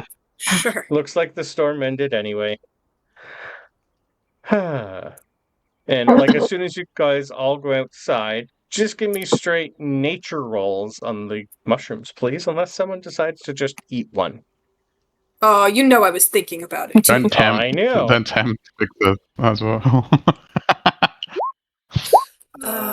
Do they 18. involve Fey fiends or undead? Probably not. Nope. It's a fungus. Still a nat 20. 11.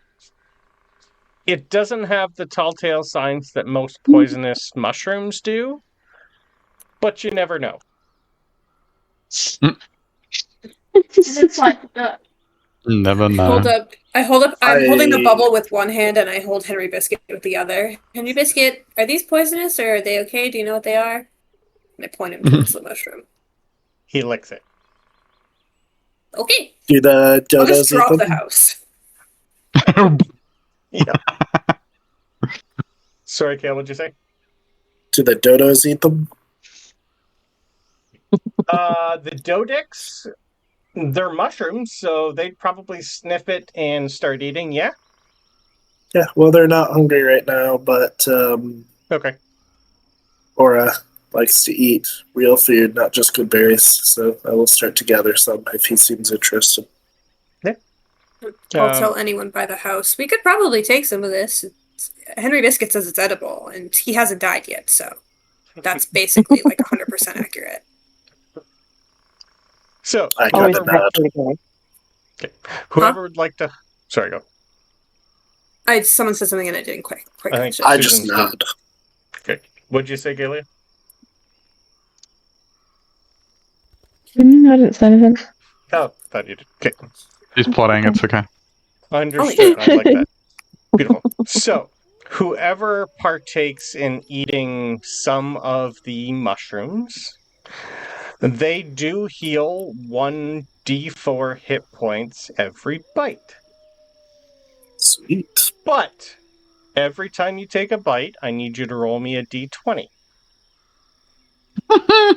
More magic surge mushrooms. Here's my question, just Yep. semantically. Yep. Do we have to have been healed by it for the effect to go off? Or just taste it. Just Because taste I it. didn't take It's any still- damage. It but- heals you either way. You're still eating Okay, it. cool. Just checking.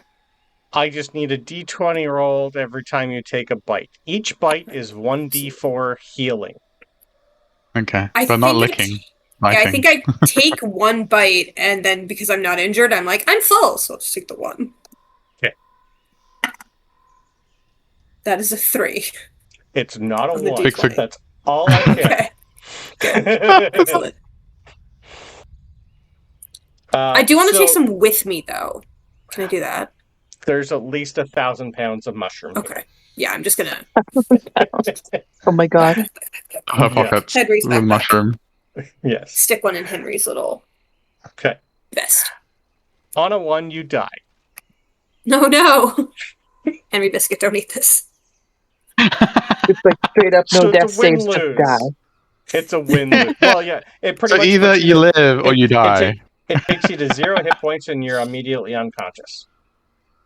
Oh, okay. Oh, okay. You're unconscious. You're not That's dead. pretty Dead. risky. That's God, Not so that's dead, fine. dead. Yeah, cool. Yeah, emergency supply only. It's pretty much, oh, there's one bad spot and you found that bad spot. You are immediately down to 0 and unconscious. I mean, if you're on 0 So hit points, hit 1 hit point, you might as well risk it, right? 100%. But So, mostly dead is slightly alive. Exactly. Mm-hmm. So whoever would like to be healed for free, we're still going to get a long rest because it is nighttime. So I could just, between the magic and everybody, we can heal everybody up. But if you would like to eat them, Fiddix is already stuffing his face, so I will do. Oh, he's fine. Helena is asking for regular magical healing. She doesn't trust it. I'll help. I can do. Yeah, Fiddix No. can too. So I think- whoever I've wants done enough. I helped. I let someone else do it. I think after a little while you see Zion kind of walking with this big dinosaur head. Yep. And he's looking kind of bloodied. Yep.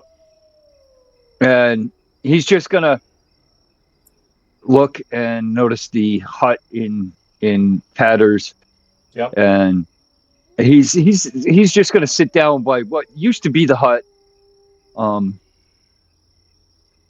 and just sit there. Perfect. Yep.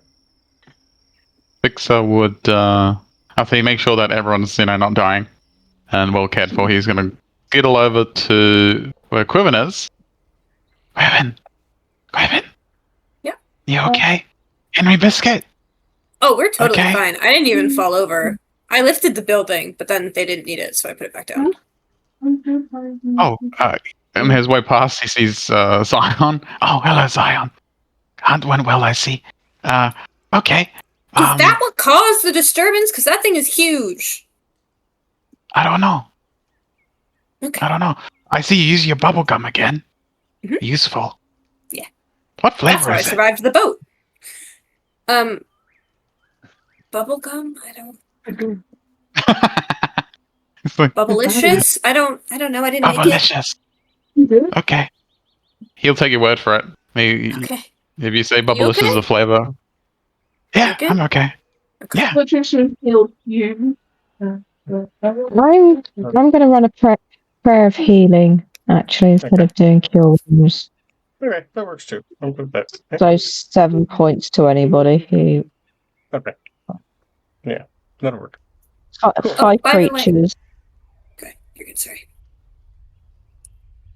I was just going to say, at some point, Mornak is going to come up to Fixer, because his Carno's pretty much just like not in your direction, and you're going to hear him use English for the first time. And he's just going to say, thank you. Oh, you're welcome, but it wasn't just me. And he'll point with 2 appendages towards Suzans as well. She saved you. I only helped. You get a nod. And then he goes back to where his camp was. He and nodded. starts- Yep. But Helena looks at the severed head of the Quetzalcoatlus, and she just kind of sighs and goes, we've been trying to capture those for a while now. Glad you're alive, Zion. Next time, just try and knock it out. Simple to tame. Sorry. Didn't know they were this far west, east, southeast. Zion will point at his raptor. He's going to keep his skills sharp. That works too. Well, fresh meat, fresh mushrooms. Fresh Yes, the slaughterhouse. mushrooms are safe. Better used in an emergency, though. She just gives a thumbs up and say, all right, I guess we're all sleeping outdoors tonight. Sounds good. Yeah. Perfect. All right. So if anyone has anything else to do, we can do it after break. So let's go for break. It's been 2 hours. All right. Cool. Huzzah! We survived. We didn't kill anybody. Yay! I was hoping Much that to your bubble spell would be disappointment. useful. I liked it. So, as we all prepare for sleep before we have a long rest, or you can all take a long rest if you haven't yet. I don't have anything else planned for the remaining of the night. I just want insight rolls on what the fuck just happened, please. Kira couldn't sleep because she was so scared by the earth below her trembling and opening up. I almost had net 20 for Fiddix. He might have actually learned something today. I've been rolling horrible for him. Net 1 for Fixer. He's just Dirty doting over Henry Biscuit. Okay. Oh, that was a 2, so oh. What was the roll again? Insight, please. We don't really have many wisdom-based people here. Got a few. That's a 7 for Zion. I just can't roll for shit. No, I know. I have advantage. Okay. I mean, your deck save was good. Oh yeah, the one that counted. When it was counted, it was good. All right, so Quiven was dirty 20, Kale got a 24. And what did so just you two. Okay. Maybe I don't know exactly why you two figured it out. Maybe there's something in you that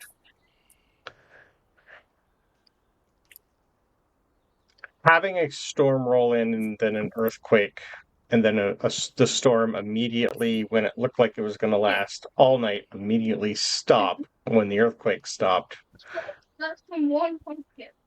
After learning a few things about the island and stuff, maybe something's controlling certain aspects of it, and maybe this was a test, or did the island try to kill us? Hard to tell. That's what you'll give it those just rolls. assume a tree fell somewhere. Highly possible. It could have been a tree. Yes. As a ranger, natural disasters are my favorite terrain. This was not natural. No, not natural at all. But before bed, once everybody's gathered, everybody's safe, that event does trigger another beacon for us. I need someone to roll me. Let me double check. Let me bring it up here. That event gave us... We can either choose from a D12 or a D8 grain drop. Sorry, a D12, 8, or 10 grain drop. And I need to roll a D6 to see which... What would you guys like to do from? The D12, the D8 options, or the D10? Let's do that way. I don't know what this is. That's fine. We're basically so... D12. It's okay, I don't know either. What's happening is these guys have seen it before. This will be your first time. Every now and then, when you survive an encounter, do something weird, or just something in the island itself tries to either hurt you, harm you, or reward you, for surviving, we're being rewarded. So throughout the entire, like your weeks that you've been here, you have seen in the distance between the 4 obelisks, random lights with what looks to be metal crates are being dropped. They last a few minutes and then they go away, the light, with the crate. So it's rewards for doing stuff in here. Every now and then... I picked the D12. The D12. Okay, perfect. Okay, I like that one. So Helena will pretty much tell you, like, over time, there's lots of different colors of drops. starting with white, then green, then blue, then it goes yellow, and then red. Red and yellow are considered extremely hard to get to without like an army of really, really good dinosaurs or tech gear. Blue ones are hit and miss. Most people might lose half their tribe trying to collect one sometimes. But the more they basically associate with D&D, common, uncommon, rare, very rare magic items. But because this is based off a video game, some of these drops are just stuff that'll help you on the island. So it could be bolas, it could be just hide, could be a whole bunch of things. We've had, I think, 2 magic items so far. That's it. The rest has been just standard stuff. But they're still quality gear, some of them. So you might get a green item that is non-magical, but it'll still give you the +1 bonus, but not against things that are immune to like non-magical stuff. So it's just well-crafted gear. And for surviving this thing, we are getting a green crate from the D12. So our whole area lights up green. And after 2 minutes, our crate descends from the sky. We're going to go from the D12 tier. How many of us are there? I think there's 10. So I need a D10 rolled to see how many pieces of loot we're getting. On it. So Yeah, I let need to Quiven do interrupt, it. guys. So does Oh. anybody have a soundtrack going of like wolves or something, like a Yes, I foresty do. track going? I Oh my have god. funny. I have a soundtrack going called I thought she was going Dinotopia. crazy. I Okay, have dude, Forest, seriously. Forest moved Night into and this house. Dinotopia. I just moved into this house on Sunday. I legitimately couldn't tell if that was you guys or if I moved into a place with like coyotes in my backyard. Love it. Nope. But they, That's why You there was a sounded a may have, little thunderstorm. even though they it, sounded a you little may have, too even though uniform to it's be just the real.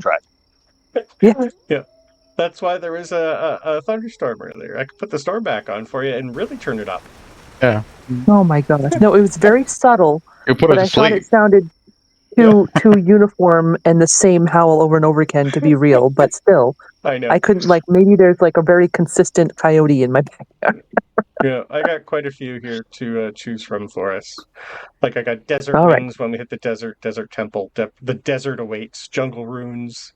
Well, you Amazon could warn a battle. girl. Sorry.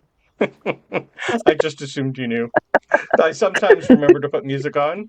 In combat, I have combat music for us when we're actually doing like a major combat thing, stuff like that. I sometimes Okay. remember and I Well, sometimes forget.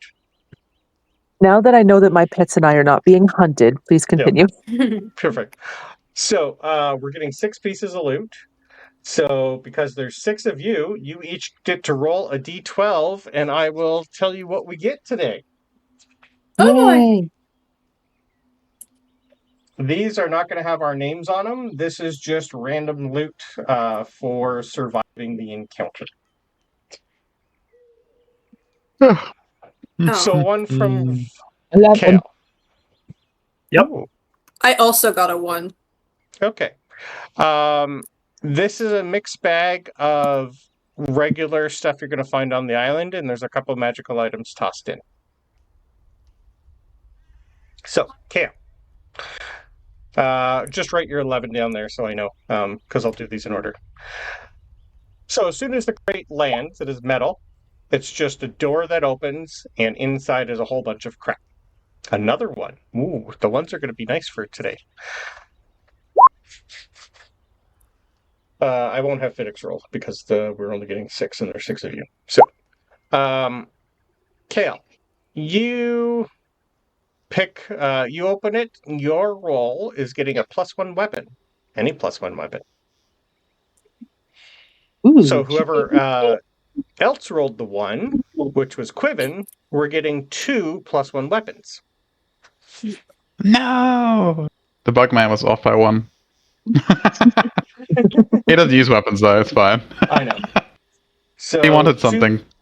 2 +1 weapons. The 10. Ooh. Interesting. We are getting a prototype that is only going to hold half the normal capacity of a bag of holding. So prototype bag of holding, we'll just add a bag of holding, but it's only going to have half the capacity. Awesome. Kira would totally want to hold on to that. Holding. It's hard to carry a lot of stuff when you're like 8 pounds. Right. So yes, one prototype bag of holding. We can also see if we want to give any of these to Helena and Mornak, but probably not.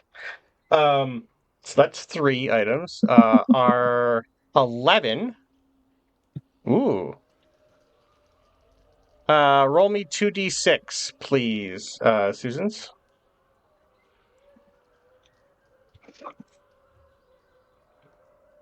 Suzans, roll. 6. Okay. Oh, she We didn't. are doing. After the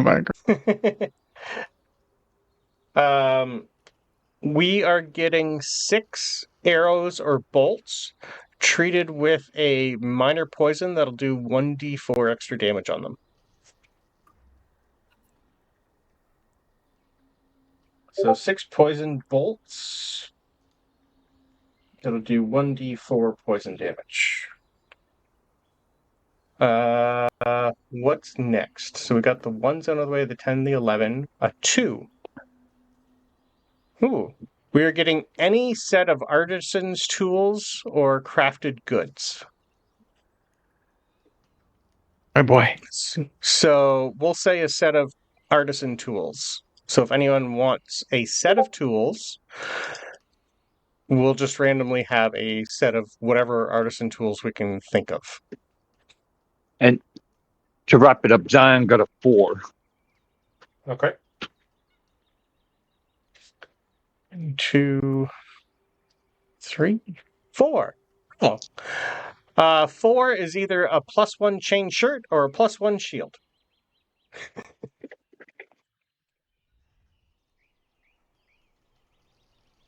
What would you guys rather have? We can either do a percentile roll, up to 50 is a chain shirt, and 51 and over is a shield. I don't know how many of us wear chain, but I think the shield would do probably better overall. What is chain? Is that Chain shirt is considered medium. Heavy. is it heavy? Is the chain shirt So- heavy? Okay. I think it's heavy. I'll check for him. No, Unless it's medium changed. because I'm wearing a Oh, you +1 go. Yeah, chain all right. shirt. Chain shirt is medium. Yeah, you're right. Chain mail. I was thinking. I think it was chain mail. Yeah, Yeah. you're right. My Does bad. that Wrong chain. cause? Does chainmail cause disadvantage on stuff? Yes. The chain shirt would, yes. It's just the chain shirt, not full chainmail. I don't want to think. Chain shirt doesn't cause disadvantage on stealth. No? No, No, If you No. everyone's okay. lying to No. me. Okay. I'm looking at mine It right now. doesn't. Let's It see. doesn't. Chain Typical, but- shirt, medium armor. Yeah, that's why I chose It's stealth. It doesn't. Check. Yeah, no, I mean, Just I'd verify wear the that if source. nobody else wants that or the shield. You know, We could Bugman has also roll. therapists. you can could- take it. I already have a +1 chain shirt. Plus, I'd rather use a 2-handed weapon. So It could work for Fiddix too. Because I have the 1 level Artificer, I can do medium and a shield. But I I'm don't know already that, at man. Give me the armor. I'm already at an 18 AC. I'm at a 14. Okay. Yay. +1 chain shirt is going to Quiven. Oh, it's a +1? Oh, cool. Yeah. Oh boy. Yes, technically it's rare, but it's still on the uncommon loot list because it's a +1. Ah, gotcha. Yep. And as soon as we pull everything out of that, it disappears. There was a couple good ones we could have got. We were going to get a ghillie cloak that grants advantage on stealth. We were going to get a 1d4 potions of animal friendship. That pretty much is the animal friendship thing. We could have got 4 alchemist fire flasks. Manacles would have been an inner one. A 3rd level spell scroll. Nope, sorry, 2nd level spell scroll. Some more healing potions, which we finally didn't get. Or 25 gold worth of crafted materials. Those were the other options. Speaking of that, I don't think I took that Oh. out. No. So I like my option. the crossbow bolts, or who all is ranged here? Just you. So at some point, I had Fiddix the last time he got a hand crossbow he's going to hand you because he can use it, but he wouldn't want to good, use because it. I don't have a crossbow. So he got a crossbow the last time, so add a +1 hand crossbow to your inventory. It is called the Because I have so crossbow. many things. Yeah, it's called the crossbow of the tracker. I haven't actually, I don't think, made the homebrew for this one. I just changed it in D&D Beyond. Okay. So I'll put it in Discord for you what it is and what it does. I mean, that So does it's- seem like something the rogue would have. Yeah. So it is not considered magical, though. It's just crafted well. Cool. So against anything that has resistance to magic, it won't do anything extra. Except for this thing. It also, bolts fired from the weapon glow faintly green with a hum of life energy. A creature hit by one leaves footprints for an hour, granting advantage on survival checks to track it. Cool. So if you shoot something and it runs away, this will help you track it. And then what were the bolts? They were poisoned? The bolts, yeah, there are 6 poisoned bolts that'll do an extra D4 poison damage. Okay. Yeah. Extra D4 poison. Okay. Yeah. I just want to make sure I get that down. Yeah, but the crossbow will still give you the +1 damage and to attack. It's just not magical. Cool. Well crafted. Cool. You said plus a D4? Yeah, 1d4. Poison crossbow Poison. bolts. Okay. Cool. Yep. Thank you. Cool. So that is what we got. The prototype bag of holding, I think, is the best of the bunch, honestly. So someone can put that in their inventory, or we can put it in the party inventory for on D&D Beyond now. Either will work. Kira put it in her Party inventory. Yeah, Kira said grabbed she it? wanted, I think. Yeah. Sounds good. May as well give it to the smallest. Cool. And the one that'll be probably swallowed first. I'll try to It's drop it on the outside of her foreshadowing. mouth. Okay. At some point, Helena and Mornak kind of look over at you guys and go, yeah, you guys did most of this stuff today, and you healed both of us, so it's a win-win. We'll have ours late soon. So, if you haven't taken a long rest, you can take a long rest unless you want to do anything else for the remainder of day 1. I just continue going through the Dino decks? Okay, perfect. the dino decks. Yeah. So I was thinking, because I was trying to work out how to do this with Fixer. Yep. So Suzans is martial trained. She knows a little bit about controlling your body, controlling movements.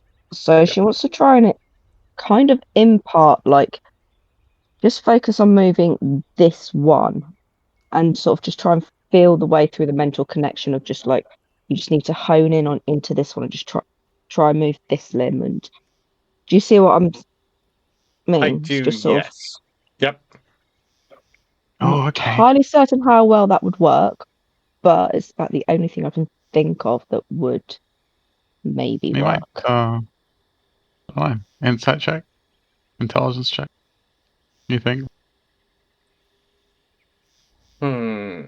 To understand I mean, he understands, but kind of to like, I guess maybe implement it effectively. Just sort of like, I don't know, helping you move just one limb and just feel that movement and work Yeah. with, Just you know. just I through think the by nature that'll be telepathic difficult. yeah, through the Yeah, for telepathic him. bond, basically. Yeah.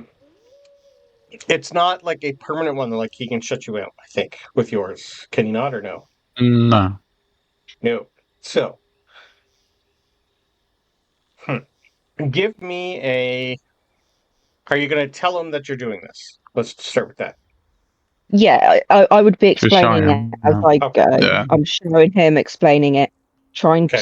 to explain telepathically, like how to feel through your body to make those So movements. you're basically trying to bond with him like you are with your dino, pretty much. Somewhat. I guess, yeah. If Because I he'll mean, let the me. emboldening bond that he's done on her probably helps with Yeah. that. So. Yeah. Because to me, this is more like I'd say it's like a reflavored detect thoughts almost, or actually no, it would be a reflavored command almost. Mm. It's hard to describe. I know exactly what you're trying to do, but I don't. It's hard to just describe. So, are you are Yeah, you are translate you it. magically trying to do this, or just emotionally trying to do this?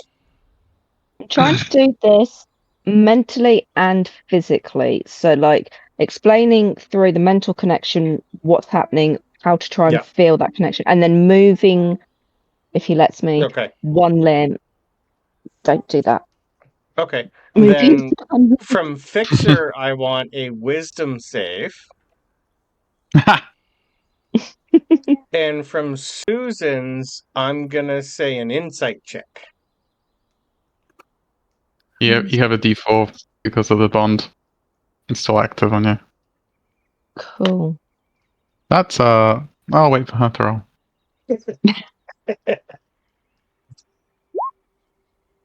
It's a good start.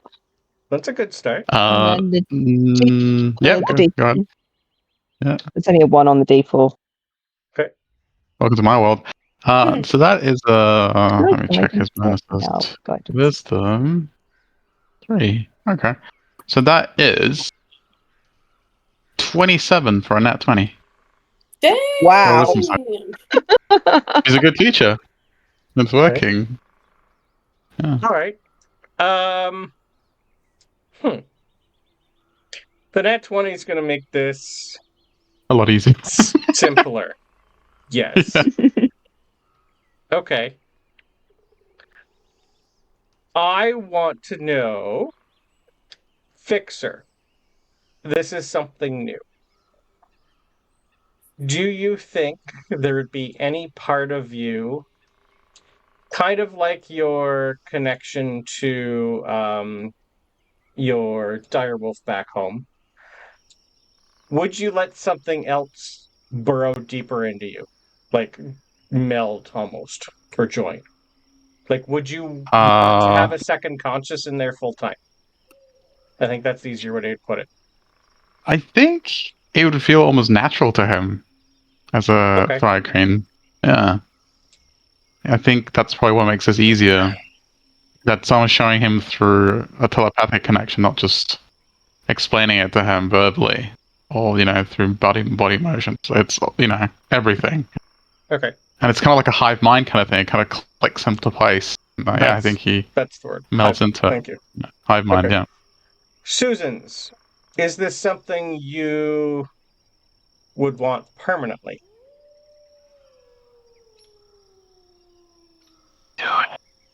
This one was.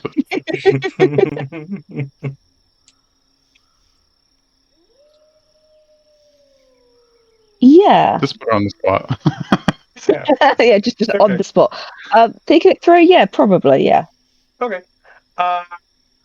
At some point in time, I will homebrew a feat for the two of you that's going to be like a soul bond. So maybe like whatever your proficiency bonus is per day, it's probably going to take a few more days for the bond to solidify. But at some point in time, we'll say like twice a day to start. If you need him to do something, you can make him do it. Vice versa. Okay. There is something within the species that allows a bond with somebody. I'll Okay. need to go and look it Flash up. now. Yeah. Yeah, it's a Kind of- Kalistar thing. Yeah. Okay. Like Mm. I was thinking, like a soul bond where you just have the Yeah, ability there to is something like help. that. Okay. I I will don't go know and it look off the it top of my up. head, but No, I Uh, can't see it there. okay. I don't know it off the top of my head. Like I have a Looking into it. homebrew background that's somewhat similar to that. That was going to be done in Hogwarts, but now I'm not going to need that anymore. I don't know if that one will still work. Yeah, My bad, bro. No, that was Molly's bad, not your bad. Yeah. At some point, you were supposed to both have the same vision again, where something Yeah. else was going to happen, and you were going to be soul bonded together. And if you got apart from each other for more than like 1,000 feet from each other, you both fell unconscious. That you have to be Yeah. with each other full time and could communicate via telepathy and stuff like that. Yeah. Yeah, but no longer. But yeah, there's definitely something there. We'll say for tonight. Maybe a couple limbs twitch. Maybe within a few days you can Less make limbs. him walk. Yeah. Yep. But there's something there. Whether or not it's you that's doing it or the island, that's gonna be a fun one to find out. Cool. Nice. Very That's nice. nat 20, sir. Yep. Hey, she's a good teacher. What can I say? Yep. You Made gotta sense to remember him. nat 20 every now and then. She approached it in a way, everyone has a way of learning, right? Yeah. She did it in a way that he could understand. And I don't think anyone else, even Quiven, would have struggled to go like, no, it's not with 5 appendages. This one. And he would have done it with 3 again or something. Yeah. Yeah. Perfect. Okay. All right then. So, the rest of the night, unless there's anything else that anyone else wants to do, Zion, what was the rest? What was your idea to do with the head? Are you carrying it with you for the full time? Because it's a big head. Yeah. You could leave it here and come I'd back like to- for it, but it might be gone by then. I was thinking of I have oil and tinder, and what I'd like to do is kind of like burn the flesh and skin Okay, keep the and skull. Okay. muscles off. Yeah, and just keep the inner skull. I figure something this big would fetch him quite a bit. Okay. Yep, that works for me. Perfect. Okay. Easily done with Mornak's help, because this is something he would have been able to do and help you through. Okay. That works. So you can add 1 Quetzalcoatl skull to your inventory. The skull itself is probably still going to weigh 80 pounds, maybe 100. Would it fit in our new prototype bag? Too big. Too big? Yeah. Okay. Yeah, way too big. Yeah, the head itself is still the size of Zion. The skull. I don't So think that'll would fit in I- the prototype bag. Would I know if we were coming back this way to after our It is on the adventure? way home. Yeah. You could bury it or So- leave it somewhere near the broken down hut if you wanted. Yeah, I would try to find like a not so filled fissure. Okay. one that some I point. can easily set it in. Yeah. I could I was just gonna. bubble lift some stuff for you again if you needed, like place it like hidden underneath all the rubble or something. Fiddix was just gonna come over and start molding earth and make you a place to put it. I do my thing anyways, and I just move some like. Yeah. He just starts making a trench Yeah. for you to put it in. There you go. Maybe We can put a marker on it, Zion. maybe Either you want works. to take like a couple teeth or something, just in case it's not here when we get back. You still have something to give him. That might be a good idea. Yes, let's Backup. do that. Some backup teeth. Back of teeth. And yeah, so I will pry the incisors out of the skull. Cool. And now it's worth nothing. They don't know if it had incisors in the first place. It's fine. We'll stick some mushroom in there. They'll never know. True. Okay. All right. So, first night goes by with interesting entertainment, but we all survived. And we are now pushing towards day 2. Day 2 finds us leaving the redwoods and hitting the rolling hills of Primal Haven. So we are leaving the shade of the forest. We are going to be seeing miles upon miles of rolling green meadows, gentle slopes, lots of boulders, lots of shrubs, trees here and there. It definitely gets a little warmer leaving the forest. And we see, with our passives, it's daytime now. We see roughly 300 dinosaurs in our way. Maybe a little bit more. Herds upon herds of parasaurs, trikes, gallimimuses. There are a few Argentavises circling overhead, quite high in the distance. We start to see like small little packs of Stegosauruses. We probably see 15 or 16 Brontosauruses stomping through the hills, and roughly about 100 Velociraptors that are chasing a variety of food in and around. That's what we got to go through next. In my head, I just try to go through the dino deck and just try and place as many of them as I can. Okay. Fairly easy. Helena's there pretty much just going, okay, we're... Mornak just puts up his hands and points in one direction and just starts going that way. We follow. Yeah. So it looks like there's a lot here. You guys have learned a little bit in the week that you've been here, going through the dino decks. There's most of you who have it. And with the help of Helena, she's going to pretty much keep near the Brontos. They're big, they're bulky. Most things will not try to eat them or get in their way, because if they just stomp on you, you're dead. So even though they're big, loud, and obnoxious, they don't run fast. There are it's safer to get near the large herbivores, or at least stay near the massive packs of the Stegosauruses or the Triceratops, as long as Zion doesn't roar at them. She specifically Or looks at any you of when our that other happens. carnivorous dinosaurs. Yes. And then as she says that, you hear Zion go a little bit. But for Kira, you would definitely know flying is not an option here. There's lots of things in the sky right now. So,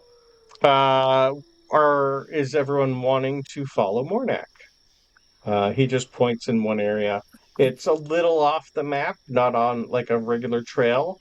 We're going to be going through some rough terrain for the next day or two. Well, at least the next day. But you do see there's not a lot of like high grass. It's mostly like been stomped or eaten already. But there are a few patches that are growing more rapidly than they do. But it's mostly rolling hills and just open field. So we'll see everything coming.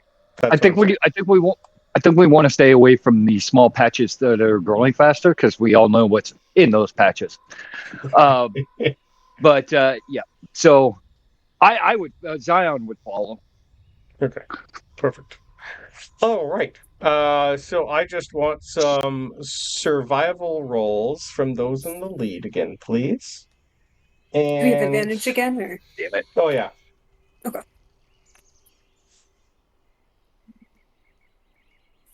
Yeah. No, I'll roll for more now. He's in the lead now too. 24. Okay. Okay. Thankfully, you help Mornak find where you guys should be going because you rolled a 3. Maybe the events of the last few days have made him a little more weary. Maybe because he's used to going out on his own. But yeah, you finally just go, no, here. And he just kind of looks and nods and goes, right. Thankfully, when we rolled earlier, there was nothing that was going to terribly happen all along the way. But what would you guys like to do during the trip for today? Is there anything specific you want to look at? Is there anything you would try to get close to? Or are you just getting through the day and getting away from everything that's going to try and kill us? I think aside from his daily exercise, mental kata, let's call it. I think Vixer would just be keeping a tab on landmarks, like trying to see where we're going, like which way we're going, and to see if we ever need to make it back or retreat, or just attention to detail. That's what he's trying to. That's what he's trying to do. Perfect. Okay. All right. Just to get through most of the day, so there's nobody else that wants to do anything. Zion, you're not going to go off on your own. Nobody who's going to try and pet anything. That's the main thing I want to know. No. I take notes on like who's interacting with who. Yes. And like if any of them like don't run in a pack, or like what sizes the packs are, just for like general like ranger habitat questions. Okay. But I don't try to touch anything unless it comes closer. Yeah, either perception or nature then. It's not great. Perception to count, nature to see if you get any pattern or habits. Okay.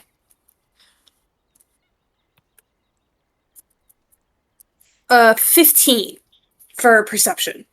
Okay. Most things here try to stay together. You're going to notice a lot of the velociraptors and a couple occasional allosauruses that are out there roaming around. Allosauruses, always in 3s. Raptors, always in 3s. They always, who's ever on the outskirts, they always like pick at who's ever like, if they're hungry, which you notice this place, they're always hungry. They will try and pick off something that's smaller, maybe one of the calves. Most of them don't immediately attack. The raptors don't immediately attack groups. The allosauruses attack everything. They attack until they're dead. Over the course of time, we're gonna notice that most of the allosauruses, if they pick on the stegosauruses or the triceratops, the allosauruses will probably kill 1 or 2, and then the 3 of them are dead. Within an hour, you see another 3-pack of allosauruses come. Okay.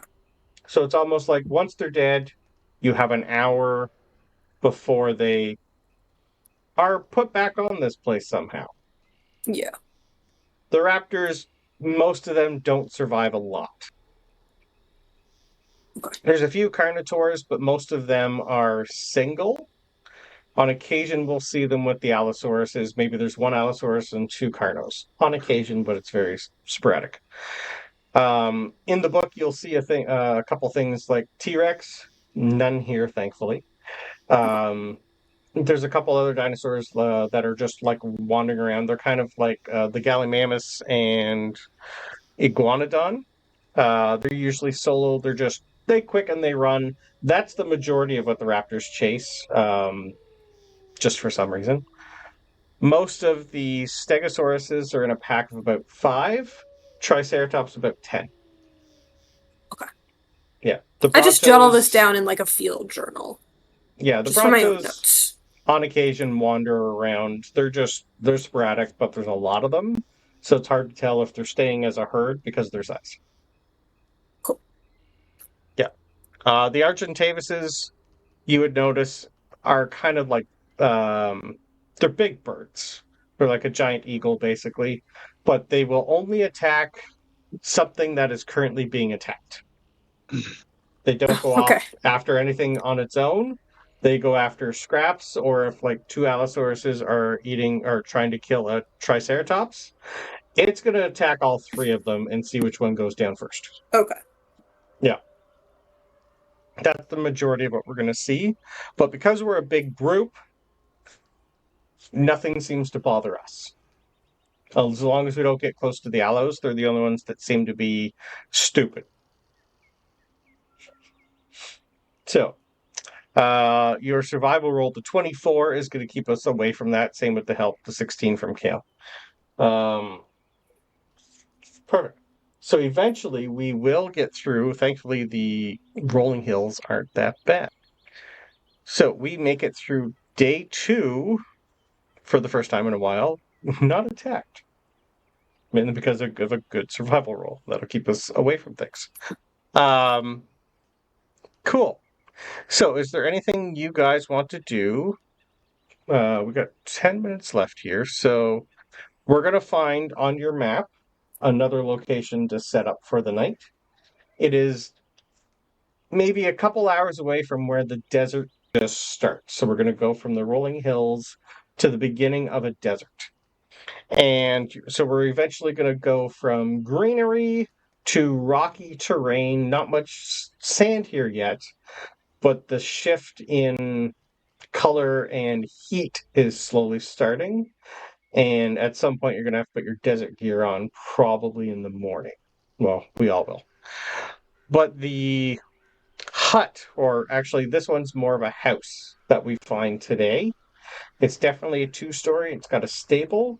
It is right against a massive, like, cliffside, like a big rocky terrain. A few trees here and there, but it's starting to get tropical, like cactus and a couple palm trees. But there's a massive building made out of stone. This one looks quite heavily fortified, and the entire inside is like a clay floor to stay cool in the heat.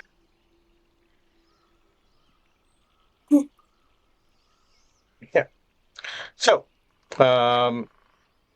who's staying indoors? Who's staying outdoors? There's room for all of us indoors, and the stable's big enough for Outdoors. all our dinosaurs.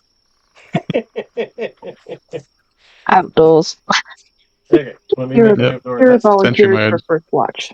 Is it going to be the same list as the last time? At Yep. this point, I think why are so. we even heading towards shelters? This time, Yes. Kira had Why even going to shelter? That's Kira had heard that there was a watch last time, and she didn't participate, so she volunteers for first watch. Okay, so you're staying outdoors. So who's going indoors? Me? So If there's a stable, I'll actually go inside this time. Okay, so Kale indoors. I'm fly gonna on be it. indoors, but I will be outside for a little bit to work on Henry Biscuit stuff with Fixer. But I Okay, will be sleeping inside. so Fixer outdoors. Kale's indoors. Fiddix is inside. Kira, you're staying outside. Suzans? Outside. Okay. So how long are you staying outside for? For Quiver. Probably like an Quiver. hour. I think that's about as much as Henry Biscuit can take. Okay, Intake, so yeah. Yeah, put you on probably the just like an inside. hour, and then I'll go Well, inside. fine. Yeah. Okay, I'll put you on the inside. So Helena's definitely staying inside because she's smart. I'll stay in the doorway again, just in case that happens Yeah. again. Okay. And Yeah. Mornak is outside. Okay. Perfect. So is anyone bringing their dinosaurs inside, or are you keeping them in the stable? Stable. Okay. So I'll assume that's a no for the rest. So half of us inside, half of us outside.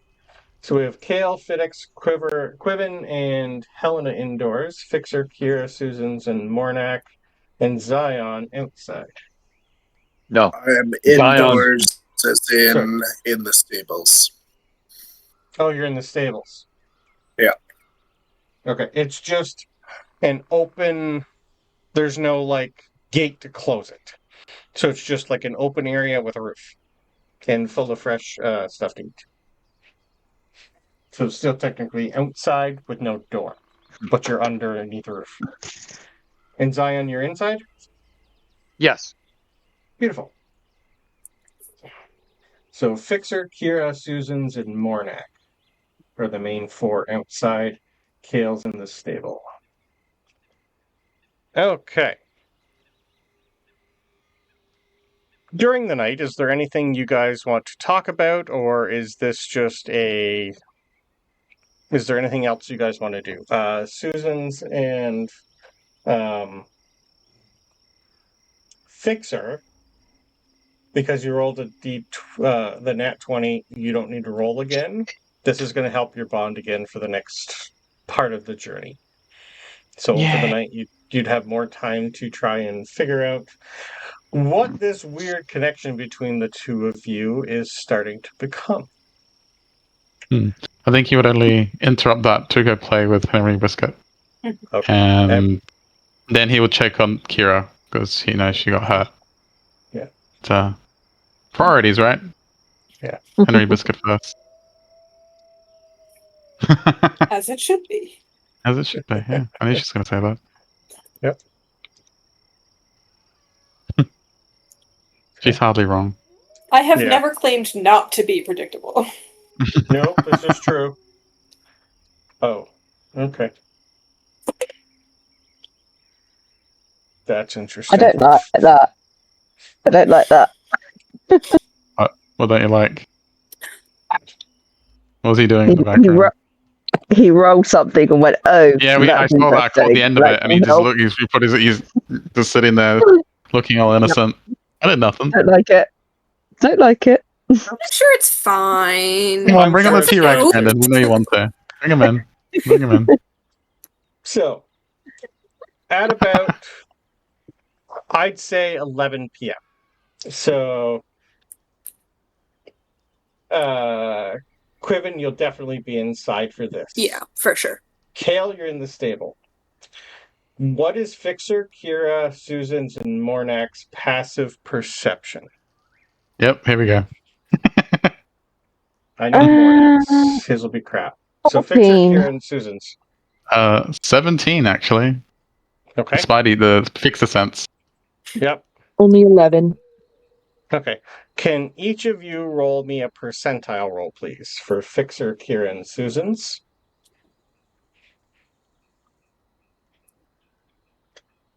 Stop percentile roll. Dino-sized leeches are climbing into your eyeballs. You and your leeches over there. Stop. A leech would be very nice right about now.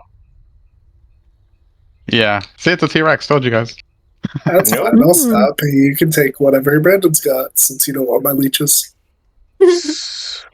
Actually, Belvedere, can we talk about the leeches? Sorry. 79. A 79. Beautiful. Oh. Fixer. I don't know that it is Beautiful. I don't think it is beautiful for us, but go ahead. I rolled an at 20 stealth. Okay. At Not a some T-Rex. No, not a T-Rex. point, you feel it before you hear it. But next session, we're fighting a wyvern that is coming Oh. down, and you have a stinger in your side, sir. Not my boy. Yeah. So we rolled last session for a wyvern fight along the way. Oh gosh.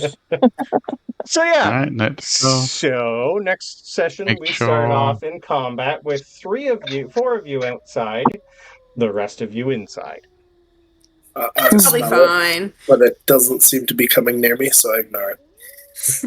Of course you do. Bug hater. So Yeah, what you're telling me is I need to take another 2 weeks off work. Yeah. No, that's fine. We can play your character. But thankfully, I'll do it. I I'm need it. gonna roll Great now. cleric.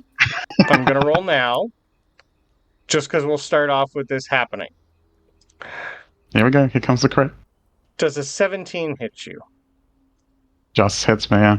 If you're talking to me, yes, it does. Yeah. Fine. So thankfully, you only take 13 piercing damage, Oh, yeah. and you move out of the way of the stinger because I rolled an 11. Actually, sorry, Ooh. I have advantage because I had stealth. That's still a 12. So thankfully, you missed the extra 2d6 and 76 poison. So we'll start off there next session rolling initiative. The For bug almost got poison splattered in one go. Probably Yeah. would have got a con save in there. It would have been fine. Would've been Nobody, no one fine. asked you, man. No Come on. con save. 7d6 poison. It's not your game, Belvedere. Stop. No, the actual wyvern doesn't have a con save anymore. You take 7d6 poison, and you're poisoned until the start of the wyvern's next turn. Oh, okay. Just a little So bug- it's not just like a little the bug hate minion here. or I whatever, see. yeah.